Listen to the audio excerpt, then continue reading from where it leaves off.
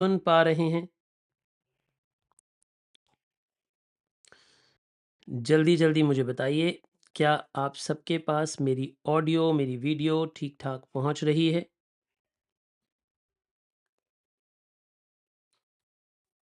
बताइए जी, बताइए ज़रा जल्दी-जल्दी पहले वीडियो को लाइक कर दीजिए और मुझे बताइए कि क्या ऑडियो ठीक आ रही है, वीडियो ठीक आ रही है? यदि आप कहते हैं कि हाँ सर, ऑडियो वीडियो सब ठीक है, हमारे पास आपकी आवाज़ ठीक पहुँच रही है, तो हम अपनी आज की कक्षा को प्रारंभ करेंगे। जल्दी-जल्दी मुझे बताइए। Quickly let me know please.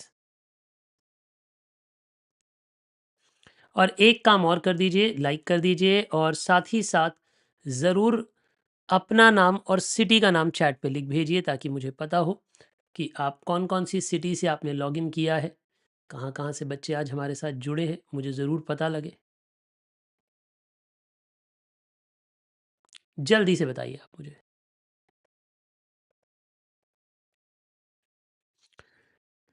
अ,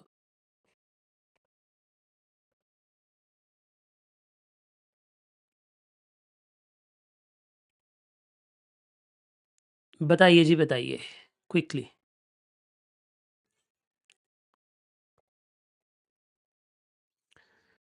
अलग-अलग सिटीज़ से बच्चे जुड़ चुके हैं। लाइक रेशियो अभी भी 100% पार नहीं हुई है। कृपया करके लाइक रेशियो को 100% से पार करा दीजिए, ताकि हम अपने आज के सेशन को प्रारंभ कर सकें। ठीक है जी? सब तैयार हैं? अच्छा, मुझे एक चीज़ और पूछनी है, आगे बढ़ने से पहले मैं बताना चाहूँगा कि हमारी ब्रह्मास्त्र कॉस्टिंग की कंप्लीट हो चुकी है। आप में से कितने बच्चे ऐसे हैं जिन्होंने ब्रह्मास्त्र कॉस्टिंग ऑलमोस्ट पूरी-पूरी पढ़ ली है? मुझे ज़रा बताइए क्विकली, कितने बच्चों ने ब्रह्मास्त्र कॉस्टिंग की ऑलमोस्ट ऑलमोस्ट कंप्लीट कर ली है? क्योंकि उसी से आगे एफएम स्टार्ट होती है। ऐसा भी कर सकते हैं, अगर किसी बच्चों ने कॉस्टिंग की ब्रह्मास्त्र नहीं पढ़ी हो, तो पहले एफएम की मेरे साथ-साथ पढ़ लीजिए और फिर जब एफएम फिनिश हो जाएगी, फिर कॉस्टिंग को घर पे पढ़ लीजिएगा खुद से। वीडियोज़ आपको यूट्यूब चैनल पे हमारे ही इसी चैनल पे पड़ी हुई मिल जाएँगी, पिछली प्लेलिस्ट में, तो आप उससे भी कवर अप कर सकते हैं, कोई घबराने की ज़रूरत नहीं है। ठीक है जी? क्या मेरी बातचीत आप सभी को समझ आ गई मैंने क्या कहा? ताकि हम अपने आज के सेशन को स्टार्ट कर सकें। क्विकली क्विकली बताइए।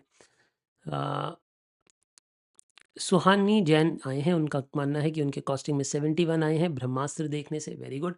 अच्छी बात है कि आपने ब्रह्मास्त्र को अच्छे से देखा है, अच्छे से उपयोग किया है। आज का सेशन मैं थोड़ा लेट ले रहा हूँ, वैसे मैं रेगुलरली सेशन इतनी लेट नहीं लूँगा। आज कुछ काम था मुझे शाम के समय, इसीलिए मुझे आज का सेशन आपके डिनर के टाइम पे लेना पड़ रहा है। क्षमा चाहूँगा इसके लिए, बट नेक्स्ट क्लास से हम लोग 5:30 बजे वाले अपने स्लॉट पे ही चले जाएँगे। मैं आज क्लास छोड़ना नहीं चाहता था, वरना आज मेरी क्लास छूट जाती। तो आई होप कि आप माइंड नहीं करेंगे कि हमने क्लास आज लेट रखी है, लेकिन 1 दिन के लिए आप मेरे साथ एडजस्ट कर लेंगे। ठीक है जी?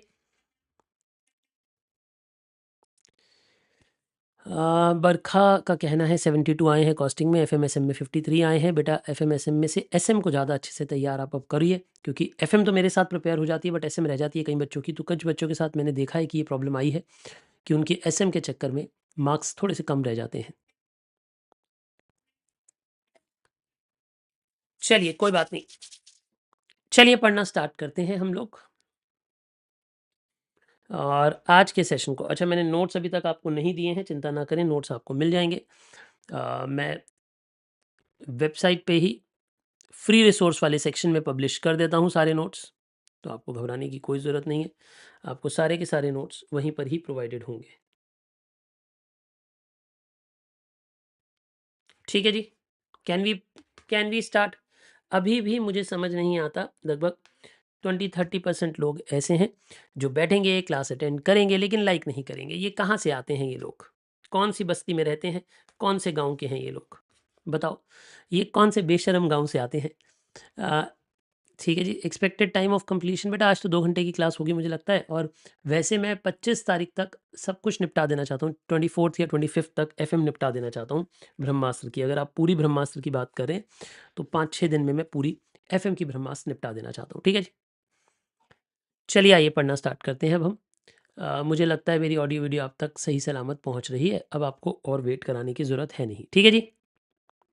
अच्छा, मैंने बच्चों को मैसेज नहीं भेजा है, तो मैं एक बारी मैसेज कन्वे कर दूं, मुझे पता है मैं आज थोड़ा सा लेट हो रहा हूँ, फर्स्ट क्लास में थोड़ा सा लेट हम लोग हो जाते हैं, बट कोई बात नहीं, इसे हम कवर अप कर लेंगे।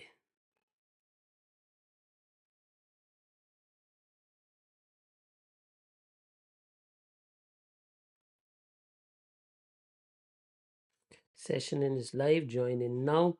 और मुझे पता है कि अभी आपको थोड़ा सा स्लगिश फील हो रहा होगा, बट ये मैं आपको वचन देता हूँ कि अगले 2 घंटे, 2 ढाई घंटे आपके जीवन के बहुत काम आने वाले आर्स होने वाले हैं। ये मेरा वचन है, ठीक है जी। मैं इतने अच्छे से ये टॉपिक आपके लिए डिलीवर करने वाला हूँ कि अगले 2-3 घंटे में आपको बहुत बहुत मज़ा आने वाला है। फाइनल की बाकी वीडियोस डाल दूंगा यार मैं। चलिए आइए पढ़ते हैं। Welcome welcome welcome. आज जिस रिवीजन को हम उठा रहे हैं उसका नाम है, मैं रेशियो बोलता हूँ, वैसे उसे रेशियो एनालिसिस भी बोला जाता है, उसे फाइनेंशियल स्टेटमेंट का एनालिसिस भी बोला जाता है, बहुत सारे अलग अलग नाम से पुकारा जाता है। रेशियो का एनालिसिस बोलो या फाइनेंशियल स्टेटमेंट का एनालिसिस बोलो, एक ही बात है। ये जो सेशन है ब्रह्मास्त्र सेशन, इसमें हम रिवीजन कर रहे होते हैं, लेकिन कंप्लीट रिवीजन करते हैं। मैं आपको ऑलमोस्ट ऑल कंसेप्ट्स पढ़ाता हूँ, ऑल कंसेप्ट्स के ऊपर बेस्ड क्वेश्चंस भी कवर कराने की कोशिश करता हूँ। बहुत ज़्यादा वॉल्यूमिनस नहीं रखेंगे इसे, वॉल्यूम कम करेंगे, लेकिन कवरेज पूरी करेंगे। आइए मेरे साथ पढ़ना स्टार्ट करिए। पहली बात, सबसे पहली जो रेशियोज़ होती हैं वो होती हैं प्रॉफिटेबिलिटी रेशियोज़। देखिए बेटा, प्रॉफिटेबिलिटी रेशियोज़ का मतलब क्या है? ये सारे नोट्स जो मैं लिख रहा हूँ, लिखे हुए नोट्स मिल जाएंगे आपको, आप घबराएं नहीं, ठीक है। आपको सिर्फ पढ़ाई पे ध्यान देना है। देखिए, प्रॉफिटेबिलिटी रेशियोज़ का मतलब होता है कि इसमें ना आप प्रॉफिट दिखाते हो कि आपने कितना प्रॉफिट कमाया है, ठीक है जी। तो इसकी पहली रेशियो होती है gross profit ratio. Gross profit ratio मतलब gross profit upon net sales. अब मैं एक बारी पहले इस सीक्वेंस को आपको समझाना चाहूँगा, और इस सीक्वेंस के लिए मुझे एक और स्पेयर पेज की ज़रूरत पड़ेगी। देखिए ज़रा ध्यान से, सबसे पहले सेल्स आती है, ठीक है। सेल में से जब आप COGS सब्ट्रैक्ट कर देते हो तो आपके पास ग्रॉस प्रॉफिट आता है। ग्रॉस प्रॉफिट वो प्रॉफिट है जो दुनिया को दिखाई देता है, ये दिखाई देने वाला प्रॉफिट होता है। ये एक्चुअल में सच्चा प्रॉफिट नहीं होता, क्योंकि अभी तक तो सारे खर्चे माइनस ही नहीं हुए। जब तक सारे खर्चे माइनस नहीं हुए तो जो प्रॉफिट है वो सच्चा प्रॉफिट कैसे होगा? ठीक बात है सर। अब आप इस ग्रॉस प्रॉफिट में से कुछ खर्चे माइनस कर देते हो, जैसे कौन कौन से? जिसे हम बोलते हैं ऑपरेटिंग एक्सपेंसेस। अब आप मुझसे पूछोगे कि ऑपरेटिंग एक्सपेंसेस कौन कौन से होते हैं? जैसे ऑफिस एंड एडमिनिस्ट्रेशन का खर्चा, जैसे सेलिंग एंड डिस्ट्रीब्यूशन का खर्चा। ये सारे के सारे जो खर्चे होते हैं जो बिजनेस से रिलेटेड हैं, लेकिन प्रोडक्शन पे नहीं हुए हैं, नॉन प्रोडक्शन वाले खर्चे हैं, वो ऑपरेटिंग एक्सपेंस कहलाते हैं। एक बात और ध्यान रखिएगा कि COGS और ऑपरेटिंग एक्सपेंस, इन दोनों को मिलाकर ऑपरेटिंग कॉस्ट कहा जाता है। ऑपरेटिंग कॉस्ट एक बड़ा शब्द है, रिपीट करो, ऑपरेटिंग कॉस्ट एक बड़ा शब्द है। ऑपरेटिंग कॉस्ट में दो चीज़ें आती हैं, COGS भी आता है और ऑपरेटिंग एक्सपेंस भी आता है। समझ गए आप ये बात? बिल्कुल सर। अब अगर ऑपरेटिंग एक्सपेंसेस को माइनस कर देते हैं, बहुत कम क्वेश्चनों में ऑपरेटिंग इनकम्स भी हो सकती हैं। Operating incomes are like direct incomes, जैसे रॉयल्टी मिलती है जैसे हमें कोई बिजनेस की, है ना, तो वो ऐड हो जाती है। तो हम पहुंच जाते हैं अपनी ऑपरेटिंग प्रॉफिट पे। वैसे मेरा ये मानना है कि ये जो ऑपरेटिंग प्रॉफिट होता है ये बिज़नेस का सच्चा प्रॉफिट होता है। सर ऐसा क्यों मानते हो? क्योंकि इसमें बिज़नेस के सारे खर्चे और इनकम ट्रीट हो गए होते हैं, क्योंकि इसमें हमने COGS भी सब्ट्रैक्ट कर दिया होता है, ऑपरेटिंग एक्सपेंसेस भी सब्ट्रैक्ट कर दिए होते हैं, और नॉन बिज़नेस वाले एक्सपेंसेस को ट्रीट नहीं किया होता। किसको नहीं ट्रीट किया होता? नॉन बिज़नेस वाले एक्सपेंसेस को अभी तक ट्रीट नहीं किया होता, इसलिए ये मुझे लगता है सब सच्चा प्रॉफिट होता है। बट इसके बाद हम बाकी के खर्चे माइनस करते हैं, चाहे वो बिज़नेस से रिलेटेड ना भी हो। तो इसके बाद आप प्लस माइनस करते हो, यानी इसके बाद आप माइनस करते हो जो कि आपके नॉन ऑपरेटिंग एक्सपेंसेस हैं। Non operating expenses, non operating expenses जैसे आपने डोनेशन दी या कोई भी ऐसी चीज़ जो बिज़नेस से रिलेटेड नहीं है, और नॉन ऑपरेटिंग इनकम ऐड भी कर देते हो, जैसे आपको रेंट मिला, जैसे आपको रॉयल्टी, जैसे आपको रेंट मिला, जैसे आपको डिविडेंड मिला, जैसे आपको इंटरेस्ट रिसीव हुआ। ये सब चीज़ें नॉन ऑपरेटिंग इनकम है, ये बिज़नेस की इनकम नहीं है ना, ये तो इन्वेस्टमेंट्स की इनकम है। अब इस सब के बाद आपके पास नेट प्रॉफिट आता है। नेट प्रॉफिट वो प्रॉफिट है जो दुनिया को, आप ये मानिए कि आप बताते हैं कि आपके बिज़नेस ने कमाया है, पर ये पैसा बिज़नेस ने नहीं कमाया होता, ये बिज़नेस प्लस अदर एक्टिविटीज़ ने मिल के कमाया होता है। देखो मेरी बात को समझो, ये वो प्रॉफिट है जो दुनिया को दिखाई देता है, ये वो प्रॉफिट है जो सच्चा बिज़नेस का प्रॉफिट है, और ये वो प्रॉफिट है जो आपने दुनिया को बताया होता है। अब इन तीनों को अगर न्यूमरेटर में रखो और डिनोमिनेटर में सेल्स को रखो तो इनकी रेशियो आएगी। तो ग्रॉस प्रॉफिट रेशियो कैसे आएगी? ग्रॉस प्रॉफिट रेशियो आएगी gross profit upon sales into 100। Operating profit ratio कैसे आएगी? ऑपरेटिंग प्रॉफिट रेशियो आएगी operating profit upon sales into 100। Net profit ratio कैसे आएगी? Net profit upon sales into 100। यानी सबका फॉर्मूला याद हो गया? ये स्टेटमेंट आपको याद होनी चाहिए पहले तो, ठीक है? ठीक है सर। तो हमें ग्रॉस प्रॉफिट रेशियो समझ आ गई कि ये दिखावे का प्रॉफिट होता है जो दुनिया को दिखता है। ऑपरेटिंग प्रॉफिट रेशियो भी समझ आ गई और नेट प्रॉफिट रेशियो भी समझ आ गई। फिर एक छोटी सी रेशियो और है जो कॉस्टिंग में भी आप पढ़ चुके हो, कंट्रीब्यूशन मार्जिन रेशियो, जिसे पीवी रेशियो कह दिया जाता है। इसका मतलब होता है contribution by sales, contribution by sales into 100। ये तो आसान सी रेशियो है। इसमें सिर्फ वेरिएबल कॉस्ट माइनस की होती है, पूरी कॉस्ट माइनस नहीं की होती। क्या आप सबको प्रॉफिटेबिलिटी रेशियोज समझ आ गई? प्रॉफिटेबिलिटी रेशियोज को यूजुअली इंटू 100 किया जाता है, इसलिए आंसर परसेंटेज में आता है। इसलिए आंसर किस में आता है? परसेंटेज में आता है। जल्दी से मुझे इतना बोलो, वाई सी, इतनी बात क्लियर है? और स्पीड ओके, क्या ये स्पीड ओके है? मेरे हिसाब से स्पीड से चलेंगे तो हम अच्छे से पेस पे निपटा देंगे पूरा चैप्टर आज। ठीक है जी, जल्दी जल्दी बताओ। वाई सी यानी yes clear and speed okay, speed okay. आगे देखते हैं कवरेज रेशियो। अब इस पे कई बच्चे धोखा खाते हैं। देखिए कवरेज रेशियो का मतलब क्या होता है बेटे? कवरेज रेशियो का मतलब होता है जो खर्चा हमने पे करना है। मेरी बात को समझिएगा कि कवरेज रेशियो को मैं कैसे समझाता हूँ कि जो भी खर्चा हमने पे करना है उसे रखेंगे डिनोमिनेटर में। कवरेज रेशियो का ट्रिक क्या है कि जो भी खर्चा हमने पे करना है, अमाउंट टू बी पेड वो नीचे आएगा। जो भी पैसा पे करना है वो नीचे आएगा। और न्यूमरेटर में क्या आएगा? यानी amount from which it has to be paid, amount from which it has to be paid, it has to be paid. यानी आप न्यूमरेटर और डिनोमिनेटर में दो अलग अलग चीज़ें रखते हो। क्या करते हो ज़रा समझो मेरी बात। आप न्यूमरेटर और डिनोमिनेटर में दोनों अलग अलग चीज़ें रखते हो। जैसे कवरेज रेशियो में क्या आएगा? ऊपर आएगा और नीचे आएगा। नीचे आएगा वो अमाउंट जो पैसा हमने देना है। रिपीट करो, कवरेज रेशियो में डिनोमिनेटर में आएगा वो पैसा जो हमने पे करना है, और न्यूमरेटर में आएगा वो पैसा जिसमें से पे करना है। यानी अगर मैं नीचे लिखूंगा इंटरेस्ट, तो इंटरेस्ट किस में से जाता है? EBIT में से, तो ये बन जाएगी इंटरेस्ट कवरेज रेशियो। अगर मैं लिखूंगा प्रेफरेंस डिविडेंड कवरेज रेशियो, तो प्रेफरेंस डिविडेंड नीचे आएगा क्योंकि प्रेफरेंस डिविडेंड को पे करना है। बट प्रेफरेंस डिविडेंड किस में से पे होता है? प्रॉफिट आफ्टर टैक्स में से पे होता है ना? अगर मैं बोलूँ इक्विटी डिविडेंड कवरेज रेशियो, तो नीचे इक्विटी डिविडेंड आएगा और ऊपर क्या आएगा? ऊपर आएगा EAES, क्योंकि EAES में से इक्विटी डिविडेंड पे होता है। आपको ये बात समझ आती है मैंने क्या कहा? यानी कवरेज रेशियोज में क्या ट्रिक है? ट्रिक ये है कि जो पैसा पे करना है वो डिनोमिनेटर में आएगा और किस में से पे करना है वो न्यूमरेटर में आएगा। क्या ये बात आपको सबको समझ आ गई बेटा? मैंने क्या कहा? जो पैसा आपने पे करना है वो डिनोमिनेटर में आएगा और जिसमें से पे करना है वो न्यूमरेटर में आएगा। सर ये बात भी समझ आ गई। सर हमें कवरेज रेशियो, तो इंटरेस्ट कवरेज रेशियो भी समझ आ गया, इसका आंसर टाइम्स में आता है। प्रेफरेंस डिविडेंड कवरेज रेशियो भी आ गया, इक्विटी डिविडेंड कवरेज रेशियो भी आ गया। डिविडेंड कवरेज रेशियो, देखो डिविडेंड कवरेज रेशियो का मतलब होता है कि कुल मिलाकर डिविडेंड कितना देना है। तो कुल मिलाकर जो डिविडेंड देना है वो इक्विटी और प्रेफरेंस दोनों का डिविडेंड देना है और ऊपर EAT आ जाएगा। तो मुझे लगता है ये चारों फॉर्मूलाज तो बहुत आसान है। एक ही फॉर्मूला इसमें थोड़ा सा ट्रिकी है, वो है डेट सर्विस कवरेज रेशियो। आइए इस पे चर्चा करते हैं। डेट सर्विस कवरेज रेशियो की डेट की सर्विस किस रूप में करनी होती है? बेटा डेट की सर्विस आपको दो रूपों में करनी होती है। कौन कौन से दो रूप? एक इंटरेस्ट का रूप, एक इंस्टॉलमेंट का रूप।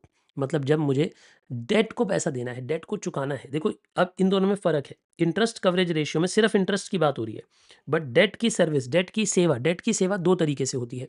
कौन कौन से दो तरीके से होती है डेट की सेवा?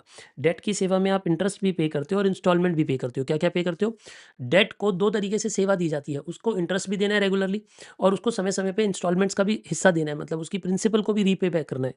तो दोनों को ऐड करते हैं नीचे, लेकिन ऊपर आता है इसको पे करने का पैसा। अब ये थोड़ा टीडीएस है, ध्यान से सुनो, याद करना पड़ेगा। सुनो, नीचे तो इंटरेस्ट और इंस्टॉलमेंट आ गई। अब ऊपर क्या आ जाएगा? ऊपर आ जाएगा कि ये पैसा किस में से देना है। प्रॉफिट आफ्टर टैक्स लिखो, देखो जरा ध्यान से। ऊपर आएगा profit after tax plus interest. क्यों? क्योंकि मुझे ऐसा प्रॉफिट चाहिए जो आफ्टर टैक्स हो बट बिफोर इंटरेस्ट हो। इसे इसे इंग्लिश में क्या बोलते हैं? एक बारी जरा सिर्फ जितना मैंने ग्रीन हाईलाइट किया इतने इसका नाम बताओ। इसे क्या बोलते हैं?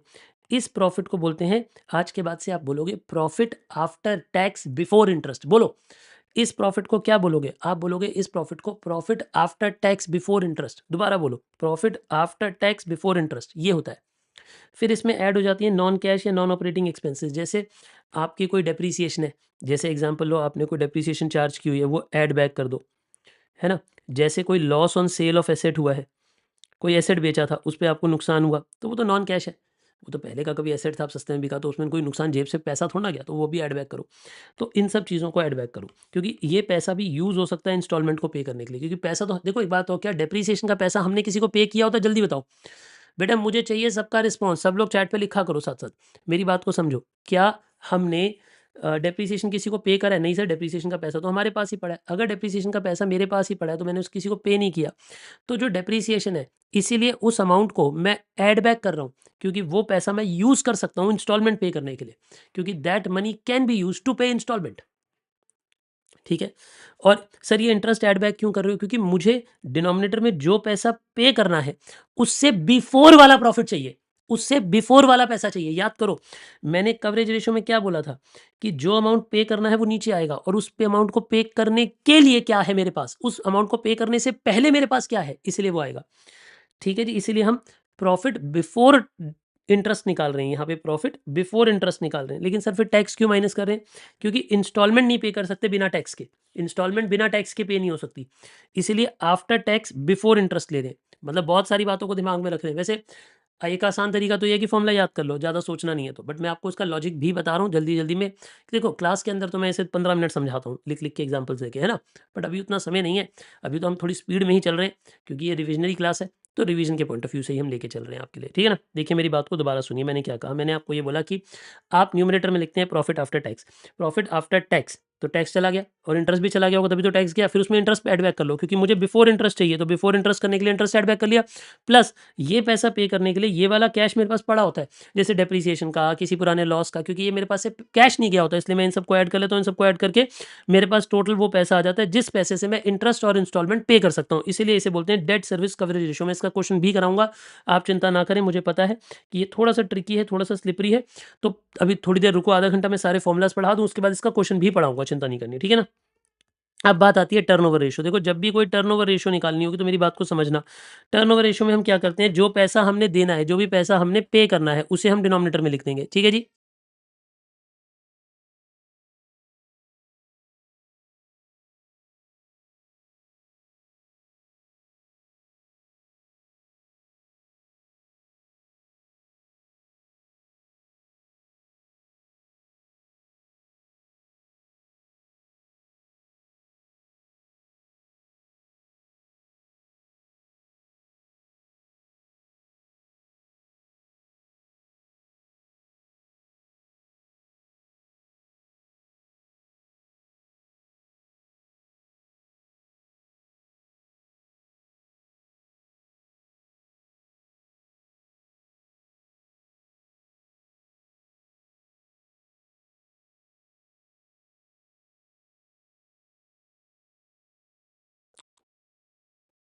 आई होप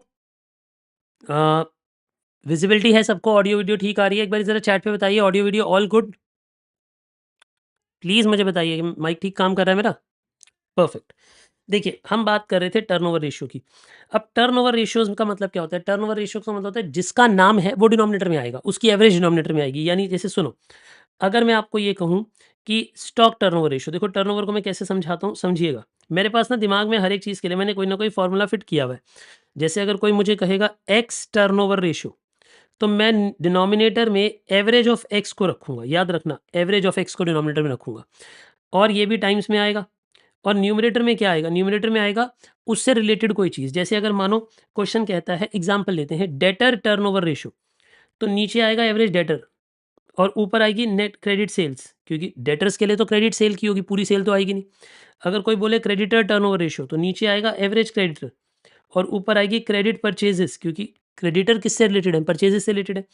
तो इसी तरीके से stock turnover ratio, stock turnover ratio में नीचे आएगा एवरेज स्टॉक, और ऊपर आएगा सीओजीएस, क्योंकि ये भी कॉस्ट पे, ये भी कॉस्ट पे, और अगर सीओजीएस क्वेश्चन में नहीं होगा तो सेल यूज करेंगे, बट सेल को फर्स्ट प्रेफरेंस नहीं मानते हैं। ठीक है ना, आइए पढ़ना स्टार्ट करते हैं टर्नओवर रेशियोज। देखिए टर्नओवर रेशियोज में क्या होता है, जैसे रॉ मटेरियल टर्नओवर रेशियो, तो इसमें एवरेज ऑफ रॉ मटेरियल नीचे आ गई, नीचे क्या आ गया बच्चे, इसमें नीचे आ गई एवरेज ऑफ रॉ मटेरियल, और न्यूमरेटर में क्या आ जाएगी? रॉ मटेरियल कंज्यूम्ड, और WIP turnover ratio, WIP turnover ratio का मतलब है नीचे आ जाएगी एवरेज WIP, ऊपर आ जाएगी फैक्ट्री कॉस्ट। वैसे मैं आपको एक बात बता दूं कि ये फॉर्मूला ज़्यादा पॉपुलर नहीं है, इसका क्वेश्चन 99.99% नहीं आता, ठीक है जी।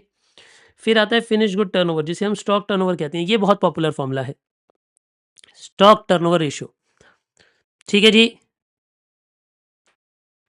बोलिए, इतनी बातें क्लियर हैं आपको? शाबाश। तो देखो, स्टॉक टर्नओवर रेशियो का मतलब होता है नीचे आएगा average stock of finished goods, average stock of finished goods, ठीक है, डिनोमिनेटर में आ गया। अब न्यूमरेटर में आएगा COGS या फिर सेल्स। न्यूमरेटर में क्या आएगा? COGS या फिर सेल्स। COGS ज़्यादा प्रेफर्ड है, सेल्स लेस प्रेफर्ड है, ठीक है। डेटर टर्नओवर रेशियो नीचे आएगा average debtors, basically average account receivable आता है। क्यों? क्योंकि डेटर जो होते हैं, डेटर और BR दोनों डेटर ही होते हैं एक तरीके से, क्योंकि डेटर भी डेटर है और BR भी डेटर है। क्या कहा मैंने? कितने बच्चों को पता है कि जो बिल रिसीवेबल होता है वो भी एक तरह का डेटर ही होता है? तो आप डेटर और BR दोनों को ऐड करो। किस किस को ऐड करो? मैंने क्या कहा? मैंने कहा कि आप डेटर्स को और BR को दोनों को ऐड करो और उनकी एवरेज निकाल लो। ओपनिंग क्लोजिंग एवरेज याद है ना कैसे आती है? ओपनिंग और क्लोजिंग को ऐड करके डिवाइड बाय 2 कर लेते हैं तो एवरेज आ जाती है। तो डिनोमिनेटर में एवरेज अकाउंट रिसीवेबल लिख दो। एवरेज अकाउंट रिसीवेबल मतलब एवरेज डेटर प्लस BR, ठीक है।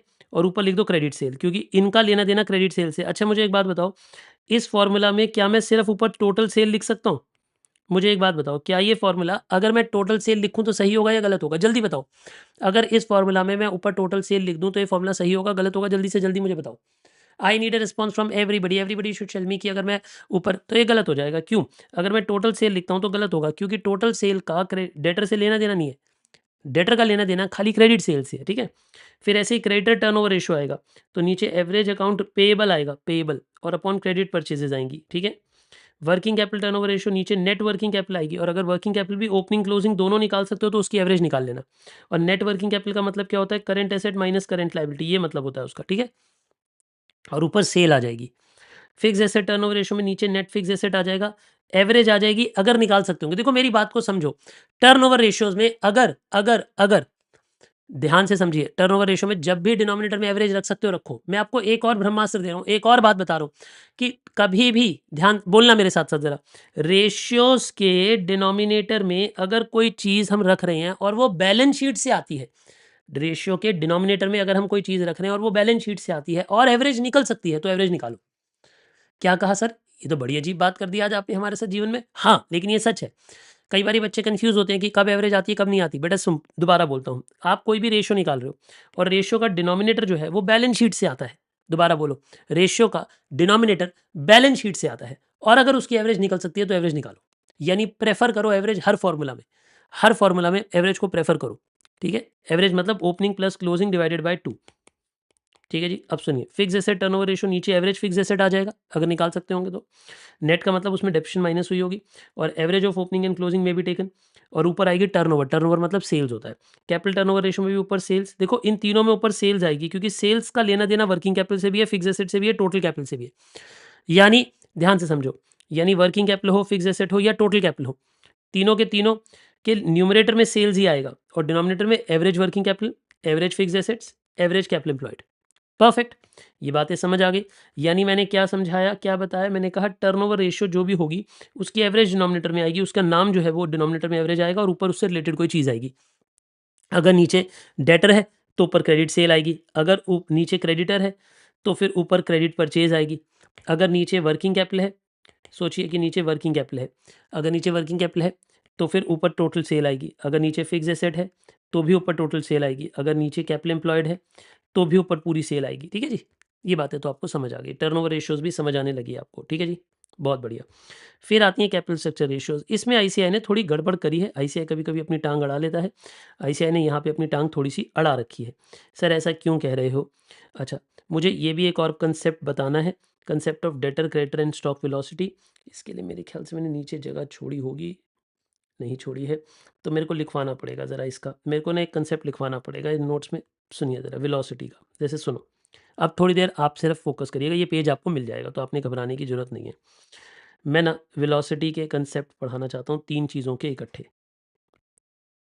देखो, मैं आपसे 3 लोगों के बारे में बात करना चाहता हूँ, एक स्टॉक, एक डेटर्स और एक क्रेडिटर। इन तीनों लोगों को आप जानते हो? जी हाँ सर, हम बहुत अच्छे से जानते हैं। तो सुनो, सबसे पहले आप मुझे बताओ stock turnover ratio, debtor turnover ratio और क्रेडिटर टर्नओवर रेशियो क्या होती हैं? देखो, इसका मतलब है कि स्टॉक हमारे पास जो कितनी बार घूमता है, तो यहाँ पे एवरेज स्टॉक डिनोमिनेटर में आता है और यूजुअली सीओजीएस ऊपर आता है। नीचे यहाँ पे एवरेज डेटर्स नीचे आता है, एवरेज अकाउंट पेबल रिसीवेबल बोल दो चाहे, है ना, और ऊपर क्रेडिट सेल्स आती है। और यहाँ पे एवरेज क्रेडिटर आता है, वही एवरेज अकाउंट पेबल जिसे बोलते हो बीपी मिलाकर, है ना, और यहाँ पे क्रेडिट परचेजेस आती हैं। सर ये बात तो हमें समझ आ गई। ये सब कुछ इसमें टाइम्स में आता है। ये सब आंसर्स किस में आते हैं? टाइम्स। टर्नओवर रेशियोज़ किस में आती हैं? टाइम्स। टर्नओवर रेशियोज़ किस में आती हैं? टाइम्स। ठीक है। अगर हम इन टर्नओवर रेशियोज़ से वेलोसिटी निकालना चाहते हैं, अगर हम स्टॉक की वेलोसिटी निकालना चाहते हैं, स्टॉक वेलोसिटी, वेलोसिटी मतलब कितनी देर दिन में घूमता है, ठीक है, इसे स्टॉक होल्डिंग पीरियड भी बोलते हैं। इसे क्या बोलते हैं? स्टॉक होल्डिंग पीरियड, कि कितने समय हम स्टॉक को होल्ड करते हैं। तो वो कैसे आएगा? वो आएगा 365 या फिर 12 या फिर 52, मतलब डिपेंड करता है डेज़ में निकालना है, वीक्स में निकालना है कि मंथ्स में निकालना है, अपॉन एसटीआर। ऐसे ही अगर मैं बोलूँ डेटर वेलोसिटी कैसे आएगी, कि डेटर की कलेक्शन पीरियड कितनी है, डेटर हमें, या फिर ऐसे लिखो कि डेटर कलेक्शन पीरियड कितनी है, डेटर कितने दिनों में पैसा दे के जाते हैं हमें, ये अगर निकालना हो कितने दिनों में कितने महीनों में, तो उसके लिए 365 या फिर 12 या फिर 52 अपॉन DTR नीचे आता है। और अगर मुझे क्रेडिटर की वेलोसिटी निकालनी हो, क्रेडिटर वेलोसिटी, क्या आपको ये समझ आ रहा है? मैं एक फार्मूले से दूसरा फार्मूला याद करा रहा हूँ आपको।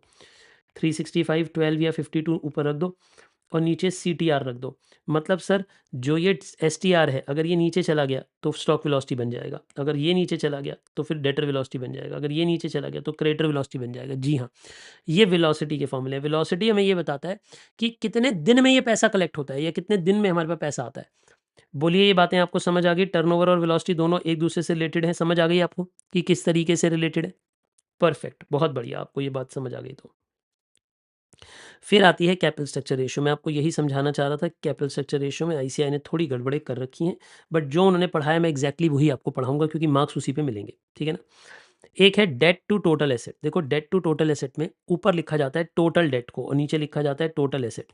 अब देखो, टोटल एसेट में तो करेंट एसेट फिक्स एसेट दोनों आ गए, इसीलिए अब न्यूमरेटर में भी लॉन्ग टर्म डेट और शॉर्ट टर्म डेट दोनों आती हैं, यानी इसमें लॉन्ग टर्म डेट और शॉर्ट टर्म डेट दोनों को लिख दिया जाता है क्योंकि टोटल डेट को लेना है। किसको लेना है? टोटल डेट को लेना है, ठीक है। चलिए आगे देखते हैं। फिर है डेट रेशियो। डेट रेशियो में भी total date upon net assets आते हैं, total date upon net assets, ठीक है जी। सर ये लगभग एक ही रेशियो है, लगभग एक ही रेशियो है, अगर आप ध्यान से देखें तो लगभग लगभग एक ही रेशियो के बराबर है। Equity to total fund ratio, इसमें इक्विटी ऊपर आएगी, नीचे टोटल फंड्स आएंगे। टोटल फंड मतलब बिजनेस में टोटल पैसा लॉन्ग टर्म नेचर का कितना लगा हुआ है। इक्विटी रेशियो, जैसे ये थी डेट रेशियो वैसे ये है इक्विटी रेशियो। इसमें ऊपर डेट थी, नीचे नेट एसेट्स थे, यहाँ पे ऊपर इक्विटी है, नीचे नेट एसेट्स है। यहाँ से देखो, क्या इन सब में से एग्जाम में क्वेश्चन पूछे जाते हैं? बहुत कम, मतलब मैं बताऊं ना के बराबर इन चारों में से क्वेश्चन आता है, कभी भी ना के बराबर आता है इनमें से। आइए, डेट इक्विटी रेशियो की अगर हम बात करें तो अब इसमें दो फॉर्मूले हैं। इसमें इक्विटी तो नीचे आएगा लेकिन ऊपर टोटल डेट भी आ सकता है, लॉन्ग टर्म डेट भी आ सकता है। सर इसका डिफरेंस क्या है? अब यहाँ पे डिफरेंस है आईसीआई में, और आईसीआई ने दोनों फॉर्मूले लिखे हैं अपनी बुक के अंदर। तो डिफरेंस ये है बेटे कि आप न्यूमरेटर में लॉन्ग टर्म डेट भी ले सकते हो और टोटल डेट भी ले सकते हो। टोटल डेट का मतलब long term plus short term दोनों, मतलब इसमें करंट लायबिलिटी भी आ जाएगा। तो लॉन्ग टर्म डेट का मतलब, टोटल डेट का मतलब क्या है बेटे? टोटल डेट का मतलब है long term date plus current liability दोनों आ गई इसमें, मतलब इसमें करंट लायबिलिटी भी ऐड कर दी, शॉर्ट टर्म डेट को भी आपने ऐड कर दिया है, ठीक है। कैपिटल गियरिंग रेशियो किसे कहते हैं? ये भी इंपॉर्टेंट है। कैपिटल गियरिंग रेशियो का मतलब होता है न्यूमरेटर में लिखो जिनका फिक्स रेट है और डिनोमिनेटर में लिखो जिसका फिक्स रेट नहीं है। फिक्स रेट किसका होता है? प्रेफरेंस कैपिटल का, डिबेंचर्स का, अदर फिक्स्ड बोरोइंग का। यानी न्यूमरेटर में वो सब चीज़ें हैं विच हैव फिक्स रेट्स, ये सब चीज़ों के फिक्स रेट्स हैं। और डिनोमिनेटर में वो पैसा आता है which doesn't have a fix rate, which doesn't have a fix rate, यानी इनका कोई फिक्स रेट नहीं होता। इक्विटी के पैसों का फिक्स रेट नहीं होता, इसलिए डिनोमिनेटर में इक्विटी आएगा। न्यूमरेटर में यहाँ पे आएगा प्रेफरेंस, डिबेंचर्स, डेट, मतलब पूरी आएगी क्योंकि इनका फिक्स रेट होता है, ठीक है जी। तो ये होती है कैपिटल गियरिंग। कैपिटल गियरिंग का मतलब क्या है? न्यूमरेटर में वो पैसा लिखो जिसका फिक्स रेट है और डिनोमिनेटर में वो पैसा लिखो जिसका फिक्स रेट नहीं है। प्रोप्राइटरी रेशियो का मतलब होता है आप कितने हिस्से के मालिक हो। तो आप टोटल एसेट्स, जैसे एग्जांपल लो, आप किसी को अपनी बिल्डिंगें दिखा रहे हो, आप कह रहे हो ये देखो मेरे पास 50 बिल्डिंग है। अरे भाई उन 50 बिल्डिंगों में से बाकी का तो लोन है, आपका कितना पैसा लगा हुआ है? मानो 50 बिल्डिंगें 100 करोड़ रुपए की, ठीक है, और 100 करोड़ रुपए में से आपके लगे हुए 40 करोड़ खाली मालिक लोग के। तो आप खाली 40% के ओनर हो, प्रोप्राइटर हो। बोलते हैं ना प्रोप्राइटर है, किसी बिजनेस के ओनर को क्या बोला जाता है? प्रोप्राइटर। तो प्रोप्राइटरी रेशियो मतलब ओनरशिप की रेशियो, कि आप कितने हिस्से के ओनर हो। तो इसमें आप क्या करोगे? आप प्रोप्राइटरी फंड्स निकालोगे, शेयर होल्डर फंड्स निकालोगे, प्रोप्राइटर फंड्स निकालोगे, ओनर फंड्स निकालोगे, उसे न्यूमरेटर में लिखोगे और डिनोमिनेटर में लिखोगे टोटल एसेट्स को, ठीक है। फिर है fix asset to long term fund ratio, ऊपर आएगा फिक्स एसेट, नीचे आएगा लॉन्ग टर्म फंड्स। ये सारी की सारी रेशियो आपको पढ़नी पड़ेंगी, याद करनी पड़ेंगी। अब देखो इन रेशियोज में यहाँ पे गड़बड़ है आईसीआई की तरफ से, तो फिर वही हमें दोनों तरीके से हम सॉल्व करके आ जाएंगे। हम भी ना चांस नहीं लेंगे एग्जाम में, हम इन दोनों फॉर्मूला को लगा कर आ जाएंगे, ठीक है। आगे देखिए, अब अगला सवाल उठता है लिक्विडिटी रेशियो का। देखिए लिक्विडिटी रेशियो का मतलब क्या है, पहले इस बात को समझिए। देखिए मैं कुछ समझाना चाहता हूँ करंट एसेट से रिलेटेड बातचीत। देखो करंट एसेट में बहुत सारी चीज़ें आती हैं, जो सच्चाई है। अगर आप ये देखो तो करंट एसेट में सबसे पहले अगर आप देखो तो कैश आता है, बैंक आता है, मार्केटेबल सिक्योरिटीज़ आती हैं, है ना। ये सब तो बिल्कुल लिक्विड होता है। बिल्कुल लिक्विड होने का मतलब क्या हुआ? इसे तो बस जब मर्जी चाहो कैश बना लो, ये तो कैश ही है। तो ये होता है एब्सोल्यूट लिक्विड एसेट्स। इन्हें क्या बोलते हैं? Absolute liquid assets. सबसे ज़्यादा लिक्विड एसेट्स यही होते हैं, ठीक बात है। बट अगर इनके अंदर मान लेते हैं कि हम डेटर को ऐड कर दें, ठीक है ना, और एडवांसेस को ऐड कर दें, इन सब छोटी मोटी और चीज़ों को ऐड कर दें, तो ये बन जाते हैं लिक्विड एसेट्स। फिर ये बन जाते हैं लिक्विड एसेट्स, जिन्हें बोला जाता है क्विक एसेट्स, जिन्हें लिक्विड एसेट या क्विक एसेट बोला जाता है। और अगर इन्हीं में ही स्टॉक और प्रीपेड एक्सपेंसेस को भी ऐड कर दो, स्टॉक और प्रीपेड एक्सपेंसेस को भी ऐड कर दो, इन्हें भी ऐड कर दो, तो ये तीनों को मिलाकर बनते हैं करेंट एसेट। यानी तीन तरीके के एसेट हैं। कौन कौन से? जब सारे एसेट्स मिला दोगे शॉर्ट टर्म वाले, तो वो करेंट एसेट है। जब उन करेंट एसेट्स में से स्टॉक और प्रीपेड एक्सपेंस को हटा दोगे, जब उनमें से किस किस को हटा दोगे, स्टॉक और प्रीपेड को हटा दोगे, तो ये लिक्विड एसेट है। फिर जब सिर्फ इन तीनों को लोगे तो वो एब्सोल्यूट लिक्विड एसेट्स हैं। ये बात आपको समझ आई? तीन तरीके के एसेट्स होते हैं। कौन कौन से? मतलब करंट एसेट में सारे आ जाएंगे, और अगर आप करंट एसेट में से स्टॉक और प्रीपेड हटा दोगे, स्टॉक और प्रीपेड एक्सपेंसेस हटा दोगे, तो कौन बचेगा?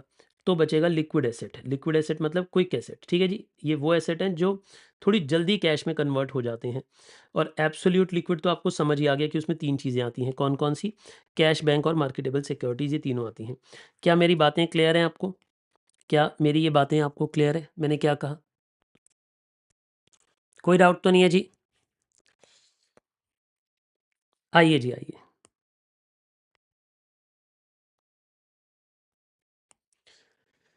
क्या ये बातें क्लियर हैं? परफेक्ट। तो देखो अब इन तीनों को डिवाइड कर दो, समझो मेरी बात। अगर आप करंट एसेट ले रहे हो या फिर आप क्विक एसेट ले रहे हो या फिर एब्सोल्यूट लिक्विड एसेट ले रहे हो, अब इन तीनों के नीचे करंट लायबिलिटी से डिवाइड कर दो, तो तीन अलग अलग फॉर्मूले बन जाएंगे। ये बन जाएगा करंट रेशियो, ये बन जाएगा क्विक रेशियो, ये बन जाएगा एब्सोल्यूट लिक्विडिटी रेशियो। यानी तीन फॉर्मूला अलग अलग बन गए, तीनों में डिनोमिनेटर में करंट लायबिलिटी आ गया। देखिए फॉर्मूलाज क्या बनेंगे, समझिए। देखिए अगर आप current asset by current liability करो तो करंट रेशियो, अगर आप quick asset by current liability करो तो क्विक रेशियो, और एब्सोल्यूट लिक्विडिटी रेशियो या कैश रेशियो किसे बोलते हैं? Cash plus marketable securities. Obviously जब कैश बोलते हैं तो उसमें बैंक भी एडेड ही होता है, कैश बैंक एक ही चीज़ मानी जाती है। तो cash bank plus upon current liability, ये सब होता है कैश प्लस मार्केटेबल सिक्योरिटीज़ में, ये सब आता है, ठीक है जी। अब इस सब के बाद आप ये देखिए बेसिक डिफेंस इंटरवल मेजर किसे कहते हैं? देखो बेसिक डिफेंस इंटरवल मेजर का मतलब होता है कि जो ये क्विक एसेट हमारे पास पड़े हैं, ये जिन्हें क्विक एसेट कहा जाता है, इन सबको क्विक एसेट कहा जाता है ना, ये क्विक एसेट कितने दिन का खर्चा उठा सकते हैं? Basically basic defence interval measure का मतलब होता है ये जो क्विक एसेट्स हैं, ये जो क्विक एसेट्स हैं, ये कितने दिन का कैश एक्सपेंस उठा सकते हैं। मैं समझाता हूँ इसे एक एग्जाम्पल के थ्रू, ठीक है। देखिए एग्जाम्पल लेते हैं कि हम ये कह रहे हैं कि हमारे पास क्विक एसेट हैं 730 लाख के। हमारे पास क्विक एसेट कितने के पड़े हैं? 730 लैक्स के, ठीक है। अब मैं आपसे पूछता हूँ या फिर एग्जाम्पल लो और कम कर लेते हैं, है ना। मेरे पास क्विक एसेट पड़े हैं 73 लैक्स के, ठीक है सर। और मेरा एग्जाम्पल लेते हैं, एक्सपेंस इन अ ईयर कितना होता है, एक साल का कॉस्ट कितना है। मान लेते हैं मैं कहता हूँ मेरा एक साल का कॉस्ट है 830 लैक्स। एक साल में मेरा खर्चा होता है 830 लाख बिजनेस का। ध्यान से समझना, मेरा बिजनेस का एक साल का खर्चा है 830 लैक्स। अगर मैं इसमें से नॉन कैश एक्सपेंसेस को हटा दूं, नॉन कैश एक्सपेंस मतलब डेप्रीसिएशन को हटा दूं, मानो डेप्रीसिएशन है 100 लाख की, तो मेरा कैश एक्सपेंस कितना है एक साल का, यानी मेरा cash expense in a year कितना है, एक साल का कैश एक्सपेंस कितना है। यानी आप ये कहोगे कि मेरा एक साल का कैश का खर्चा है 730 लाख। क्या ये बात भी क्लियर हो गई? मैं रिपीट करता हूँ, मेरा एक साल का कैश का खर्चा है 730 लाख। कोई डाउट तो नहीं है? Is it clear? आपने कहा हाँ सर, ये बात तो मुझे समझ आ गई कि मेरा कैश में एक साल में 730 रुपीज़ खर्च होता है। तो एक बात बताइए, अगर मैं ये बोलूँ कि मुझे पता लगाना है कि 73 लाख कितने दिन चलेंगे, तो मैं उसके लिए क्या करूँगा? इसे हम बोलते हैं, देखिए फॉर्मूला का पूरा नाम पढ़िए, बेसिक डिफेंस इंटरवल मेजर। क्या बोलते हैं? Basic defence interval measure. तो इसको बोल देंगे बेसिक डिफेंस इंटरवल मेजर। मतलब मेरे पास कितने दिन का डिफेंस बचा है। डिफेंस जैसे लड़ाई होती है ना, तो देखते हैं कि हमारे पास कितने दिन का असला बारूद बचा है। वैसे ही हम बिजनेस में देखते हैं हमारे पास कितने दिन का कैश बचा है, जितने दिन हमारा बिजनेस चल सकता है। तो उसे बोलते हैं बेसिक डिफेंस इंटरवल मेजर। तो इसमें आप क्या करोगे, ऊपर आप दिखाओगे कि आपके पास क्विक एसेट्स कितने हैं। आप ऊपर न्यूमरेटर में दिखाओगे आपके पास क्विक एसेट कितने हैं, तो आप बोलोगे मेरे पास 73 लाख है।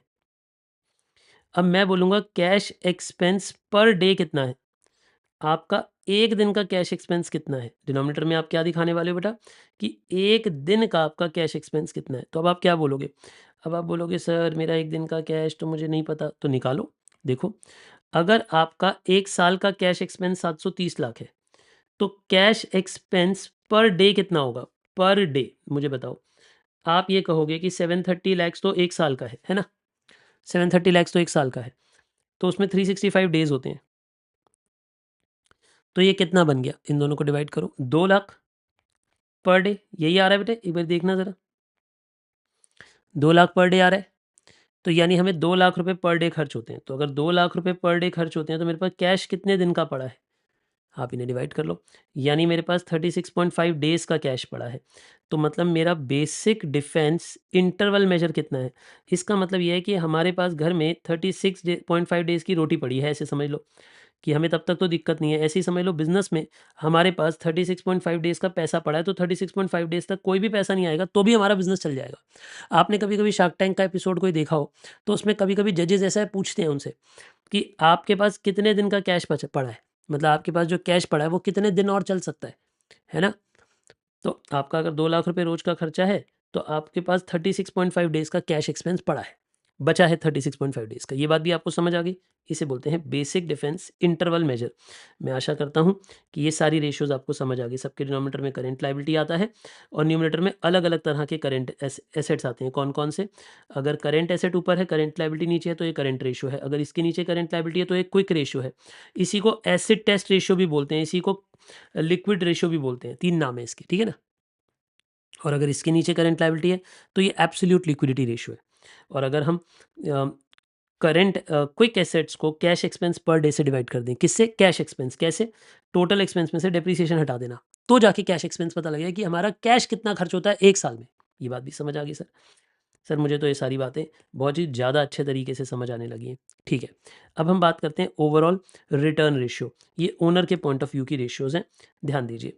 एक होती है return on investment. Return on investment का मतलब है बिजनेस पे जो टोटल पैसा लगा है उस पे कितनी कमाई आ रही है, ठीक है ना। अब मेरी बातों को ध्यान से समझिएगा।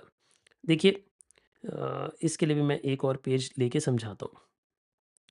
देखो, जो बिजनेस होता है उसमें मेनली पैसा 3 लोगों ने लगाया होता है लॉन्ग टर्म नेचर का। अगर आप ध्यान से देखें, एक होता है इक्विटी शेयर कैपिटल, उसमें रिजर्व्स एंड सरप्लस ऐड होते हैं, पीएनएल ऐड होता है, कोई सिक्योरिटी प्रीमियम हो वो ऐड हो जाता है ना, कोई ये सब चीज़ें, मतलब जो इक्विटी से रिलेटेड जो भी पैसा है वो सब अगर आप ऐड कर दो तो उसे बोलते हैं इक्विटी शेयर होल्डर फंड। क्या बोलते हैं उसे, नाम बताओ ज़रा, सब लोग चैट पे लिखो, उसे बोलते हैं ESHF, equity share holder fund, मालिक लोग का पैसा। फिर इनके साथ कज़न लोग का पैसा आता है, प्रेफरेंस शेयर कैपिटल, ये प्रेफरेंस शेयर्स का पैसा होता है, ये दोनों लोग मालिक होते हैं मिलकर, ठीक है ना। लेकिन एक पंगा है, इनके पास वोटिंग होती है, इनके पास वोटिंग नहीं होती, ये असली मालिक होते हैं, ये नकली मालिक होते हैं, है ना, बट कहने को दोनों शेयर होल्डर होते हैं, ठीक है। फिर इसके बाद आते हैं डेट वाले लोग। डेट वाले लोग वो लोग होते हैं जो बाहर वाले लोग होते हैं, जैसे अगर आप ये कहो कि डिबेंचर्स इशू करें हमने किसी को, हमने किसी से लोन लिया, है ना, ये सब जो चीज़ें होती हैं ये डिबेंचर्स डेट में कहलाती हैं। ये तीनों लोग लेकिन बिजनेस को लॉन्ग टर्म नेचर का पैसा देते हैं। लॉन्ग टर्म नेचर का मतलब बिजनेस के लिए लॉन्ग टर्म चलाने के लिए ये लोगों ने पैसा दिया होता है, ठीक है जी, ठीक है जी। बोलिए, यहाँ तक की बातें आपको समझ आ गई मैंने क्या कहा? शुभांगी यस, शुभांगी शाह यस बोल रहा हूँ बेटा मैं आपके सवाल का जवाब। Equity share holder fund, preference share capital, debt, ये तीनों बातें हो गई, ठीक है जी। ये बातें क्लियर हैं आपको? आपने कहा हाँ सर मुझे ये तीनों बातें क्लियर हैं। इन तीनों को मिलाकर बोला जाता है कैपिटल एम्प्लॉयड। इन तीनों को मिलाकर क्या बोला जाता है? Capital employed. कैपिटल एम्प्लॉयड निकालने के दो तरीके हो सकते हैं। कैसे? सुनो, अगर मैं बैलेंस शीट बनाऊं और अगर मैं बैलेंस शीट में लिखूं यहाँ इक्विटी शेयर होल्डर फंड आ जाएगा, यहाँ प्रेफरेंस शेयर कैपिटल आ जाएगा, यहाँ पे डिबेंचर्स आ जाएंगे, डेट आ जाएगी बेसिकली, और यहाँ पे करेंट लाइबिलिटी आ जाएगी, और इन सब का टोटल, इन सब का टोटल, यहाँ पे टोटल क्या होता है? Fix asset plus current asset, है ना। तो एक बात देखो, मुझे कैपिटल एम्प्लॉयड में इन तीनों लोगों को गिनना है, मुझे कैपिटल एम्प्लॉयड में इन तीनों लोगों को गिनना है। तो इन तीनों लोगों को निकालने का एक तरीका तो ये है कि तीनों के पैसे ऐड कर दो, कैपिटल एम्प्लॉयड आ जाएगी। या दूसरा तरीका क्या है? इन दोनों को ऐड करके इसे माइनस कर दो, तो भी तो आ जाएगी। यानी कैपिटल एम्प्लॉयड कैसे कैसे आ जाएगी? यानी सर कैपिटल एम्प्लॉयड निकालने के लिए equity share holder fund plus preference share capital plus debt ले सकते हैं, या फिर हम ऐसे भी कर सकते हैं, कैपिटल एम्प्लॉयड निकालने के लिए fix asset plus current asset minus current liability, यानी कि fix asset plus working capital, ऐसे भी कर सकते हैं। तो ये भी कैपिटल एम्प्लॉयड के ही फॉर्मूले हैं, ये सब भी कैपिटल एम्प्लॉयड के ही फॉर्मूले हैं। बोलिए मेरी बातें आपको समझ आ गई? ये बातें आपको पता होनी चाहिए। अब हमें ना ये देखना होता है कि इन लोगों ने कमाया क्या है, इन लोगों ने कमाया क्या है। अब ज़रा समझो, अगर मैं बात करूं कि रिटर्न ऑन कैपिटल एम्प्लॉयड की, जिसे हम रिटर्न ऑन इन्वेस्टमेंट भी बोल देते हैं, उसका मतलब क्या है कि जो कैपिटल एम्प्लॉयड है, जो तीनों लोगों ने मिलाकर पैसा लगाया, उन्होंने क्या कमाया? अगर आप देखो, तीनों लोगों ने मिलाकर EBIT कमाया है, ठीक है ना। ये अगर हम प्री टैक्स वाला आंसर निकालना चाहते हैं तो ये सबसे पॉपुलर फॉर्मूला ये है, लेकिन ये उतना सही नहीं है। क्यों? फॉर्मूला यूज़ होना चाहिए मेरे हिसाब से, क्योंकि टैक्स तो सरकार ले जाती है। सरकार, बेटे इन तीनों में कहीं सरकार तो आ नहीं रही। तो अगर आप कैपिटल एम्प्लॉयड की रिटर्न निकाल रहे हो कि कैपिटल एम्प्लॉयड ने क्या कमाया, तो उसमें टैक्स हटा देना चाहिए। तो फॉर्मूले को ऐसे लिखना चाहिए, earning after tax plus interest. क्यों earning after tax plus interest? क्यों? क्योंकि अर्निंग टैक्स चला गया, लेकिन इंटरेस्ट वापस ऐड बैक कर दो। क्यों? क्योंकि डिनोमिनेटर में कैप हमने डिवेंचर्स को रखा हुआ है, तो इसलिए उसका इंटरेस्ट ऊपर ऐड बैक कर दो। नीचे डेट को रखा हुआ है, इसलिए ऊपर इंटरेस्ट उसके ऐड बैक कर दो। तो ये फॉर्मूला हो गया हमारा ROCE का। ये प्री टैक्स वाला प्रॉफिट है, ये प्री टैक्स वाला क्वेश्चन है, और ये पोस्ट टैक्स वाला क्वेश्चन है। पोस्ट टैक्स मतलब टैक्स के बाद वाला फॉर्मूला है। तो ये दोनों फॉर्मूले पॉपुलर हैं। मेरे हिसाब से अगर मैं आपकी जगह होऊंगा तो मैं दोनों से करके आ जाऊंगा एग्जाम में, ताकि मैं ना चांस नहीं लूंगा बिल्कुल भी, ठीक है। ये तो हो गई एक बात। फिर अगर कोई मुझसे पूछे कि रिटर्न ऑन इक्विटी क्या है, तो रिटर्न ऑन इक्विटी में तो मैं सिर्फ इक्विटी की कमाई दिखाऊंगा कि इक्विटी ने क्या कमाया, ठीक है जी। और अगर कोई मुझसे रिटर्न ऑन नेटवर्थ पूछे, तो मैं ये दिखाऊंगा कि प्रॉफिट आफ्टर टैक्स कमाया है equity share holder fund plus preference share capital ने, क्योंकि इन दोनों को मिलाकर, मतलब दोनों मालिकों को मिलाकर कितनी कमाई आई है, उन्होंने मिलाकर तो पैट कमाया ना, प्रॉफिट आफ्टर टैक्स, क्योंकि इसी में से फिर टैक्स देने के बाद वाला जो प्रॉफिट है वो इन दोनों को बिलोंग करता है। तो टैक्स देने के बाद वाला प्रॉफिट अपॉन दोनों का पैसा, तो ये रिटर्न ऑन नेटवर्थ है। तो मैंने आपको 3 अलग-अलग फॉर्मूले बताए। अच्छा, इसमें ना प्री टैक्स, पोस्ट टैक्स बड़े सारे फॉर्मूले होते हैं, बट ये मोस्ट प्रेफर्ड फॉर्मूले हैं जो मैंने लिखवाए हैं, ठीक है। तो देखिए, रिटर्न ऑन इन्वेस्टमेंट का मतलब क्या है? रिटर्न ऑन इन्वेस्टमेंट अगर आपने प्री टैक्स निकालनी है तो EBIT अपॉन कैपिटल एम्प्लॉयड, वरना post tax return on capital employed, ये वाला फॉर्मूला सबसे पॉपुलर है। ये वाला फॉर्मूला मेरे हिसाब से आपको यूज़ करना चाहिए दोनों। ये वाला फॉर्मूला मैं हक में नहीं हूँ, बट ICAI कई जगह पे ये फॉर्मूला यूज़ कर चुका है, बट वो गलत है। टेक्निकली वो गलत है, क्योंकि पूरे पे टैक्स क्यों ले रहे हो? इंटरेस्ट पे टैक्स थोड़ा लगता है, इसलिए ये फॉर्मूला गलत है।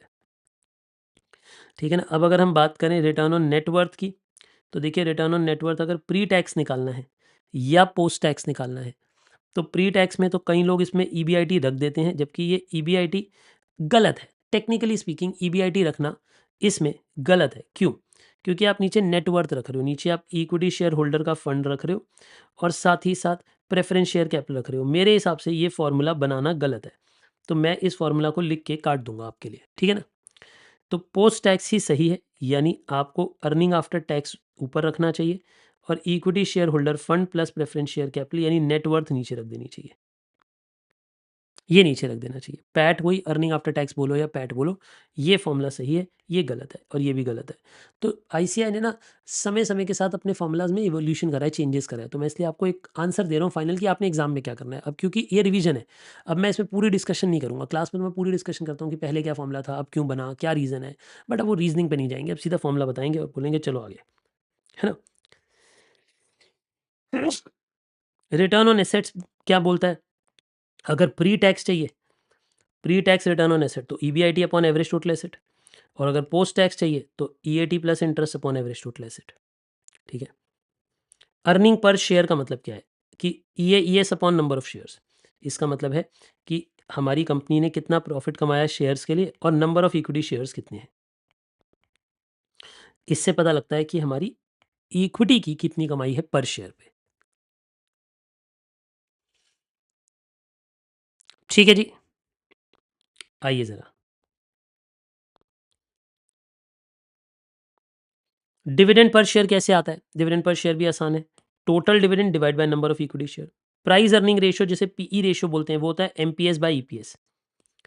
प्राइस अर्निंग रेशियो, तो प्राइस अर्निंग रेशियो में ऊपर एमपीएस नीचे ईपीएस, इसे बोलते हैं पीई रेशियो। पीई मतलब price by earning ratio. Dividend yield किसे कहते हैं? अब डिविडेंड यील्ड के लिए मैं आपको 3 फॉर्मूले पहले रिकॉल कराता हूँ, देखते हैं कि कितने बच्चों को वो फॉर्मूलाज याद भी हैं कि नहीं। वैसे मैंने अलग अलग जगह 2-3 जगह पे कोर्स में मैं ये बात पढ़ाता हूँ, डिविडेंड डिसीजन में भी पढ़ाता हूँ। आज पढ़ा रहा हूँ तो फिर कल डिविडेंड डिसीजन में नहीं पढ़ाऊंगा। देखो डिविडेंड को 3 तरीके से लिखा जाता है। डिविडेंड, एक तो डिविडेंड का रेट होता है, जब सिर्फ डिविडेंड का रेट दिया होता है। एक डिविडेंड की यील्ड दी होती है और एक डिविडेंड का पे आउट दिया होता है, डिविडेंड पे आउट रेट। तो कंफ्यूज मत होना, तीनों का मतलब अलग अलग होता है ना। जब डिविडेंड का रेट होता है तो फेस वैल्यू को डिविडेंड रेट से इनटू करते हैं, तो जाके डिविडेंड पता लगता है। और अगर डिविडेंड की यील्ड होगी तो डिविडेंड कैसे पता लगता है? Market price of the share से डिविडेंड यील्ड को मल्टीप्लाई करो,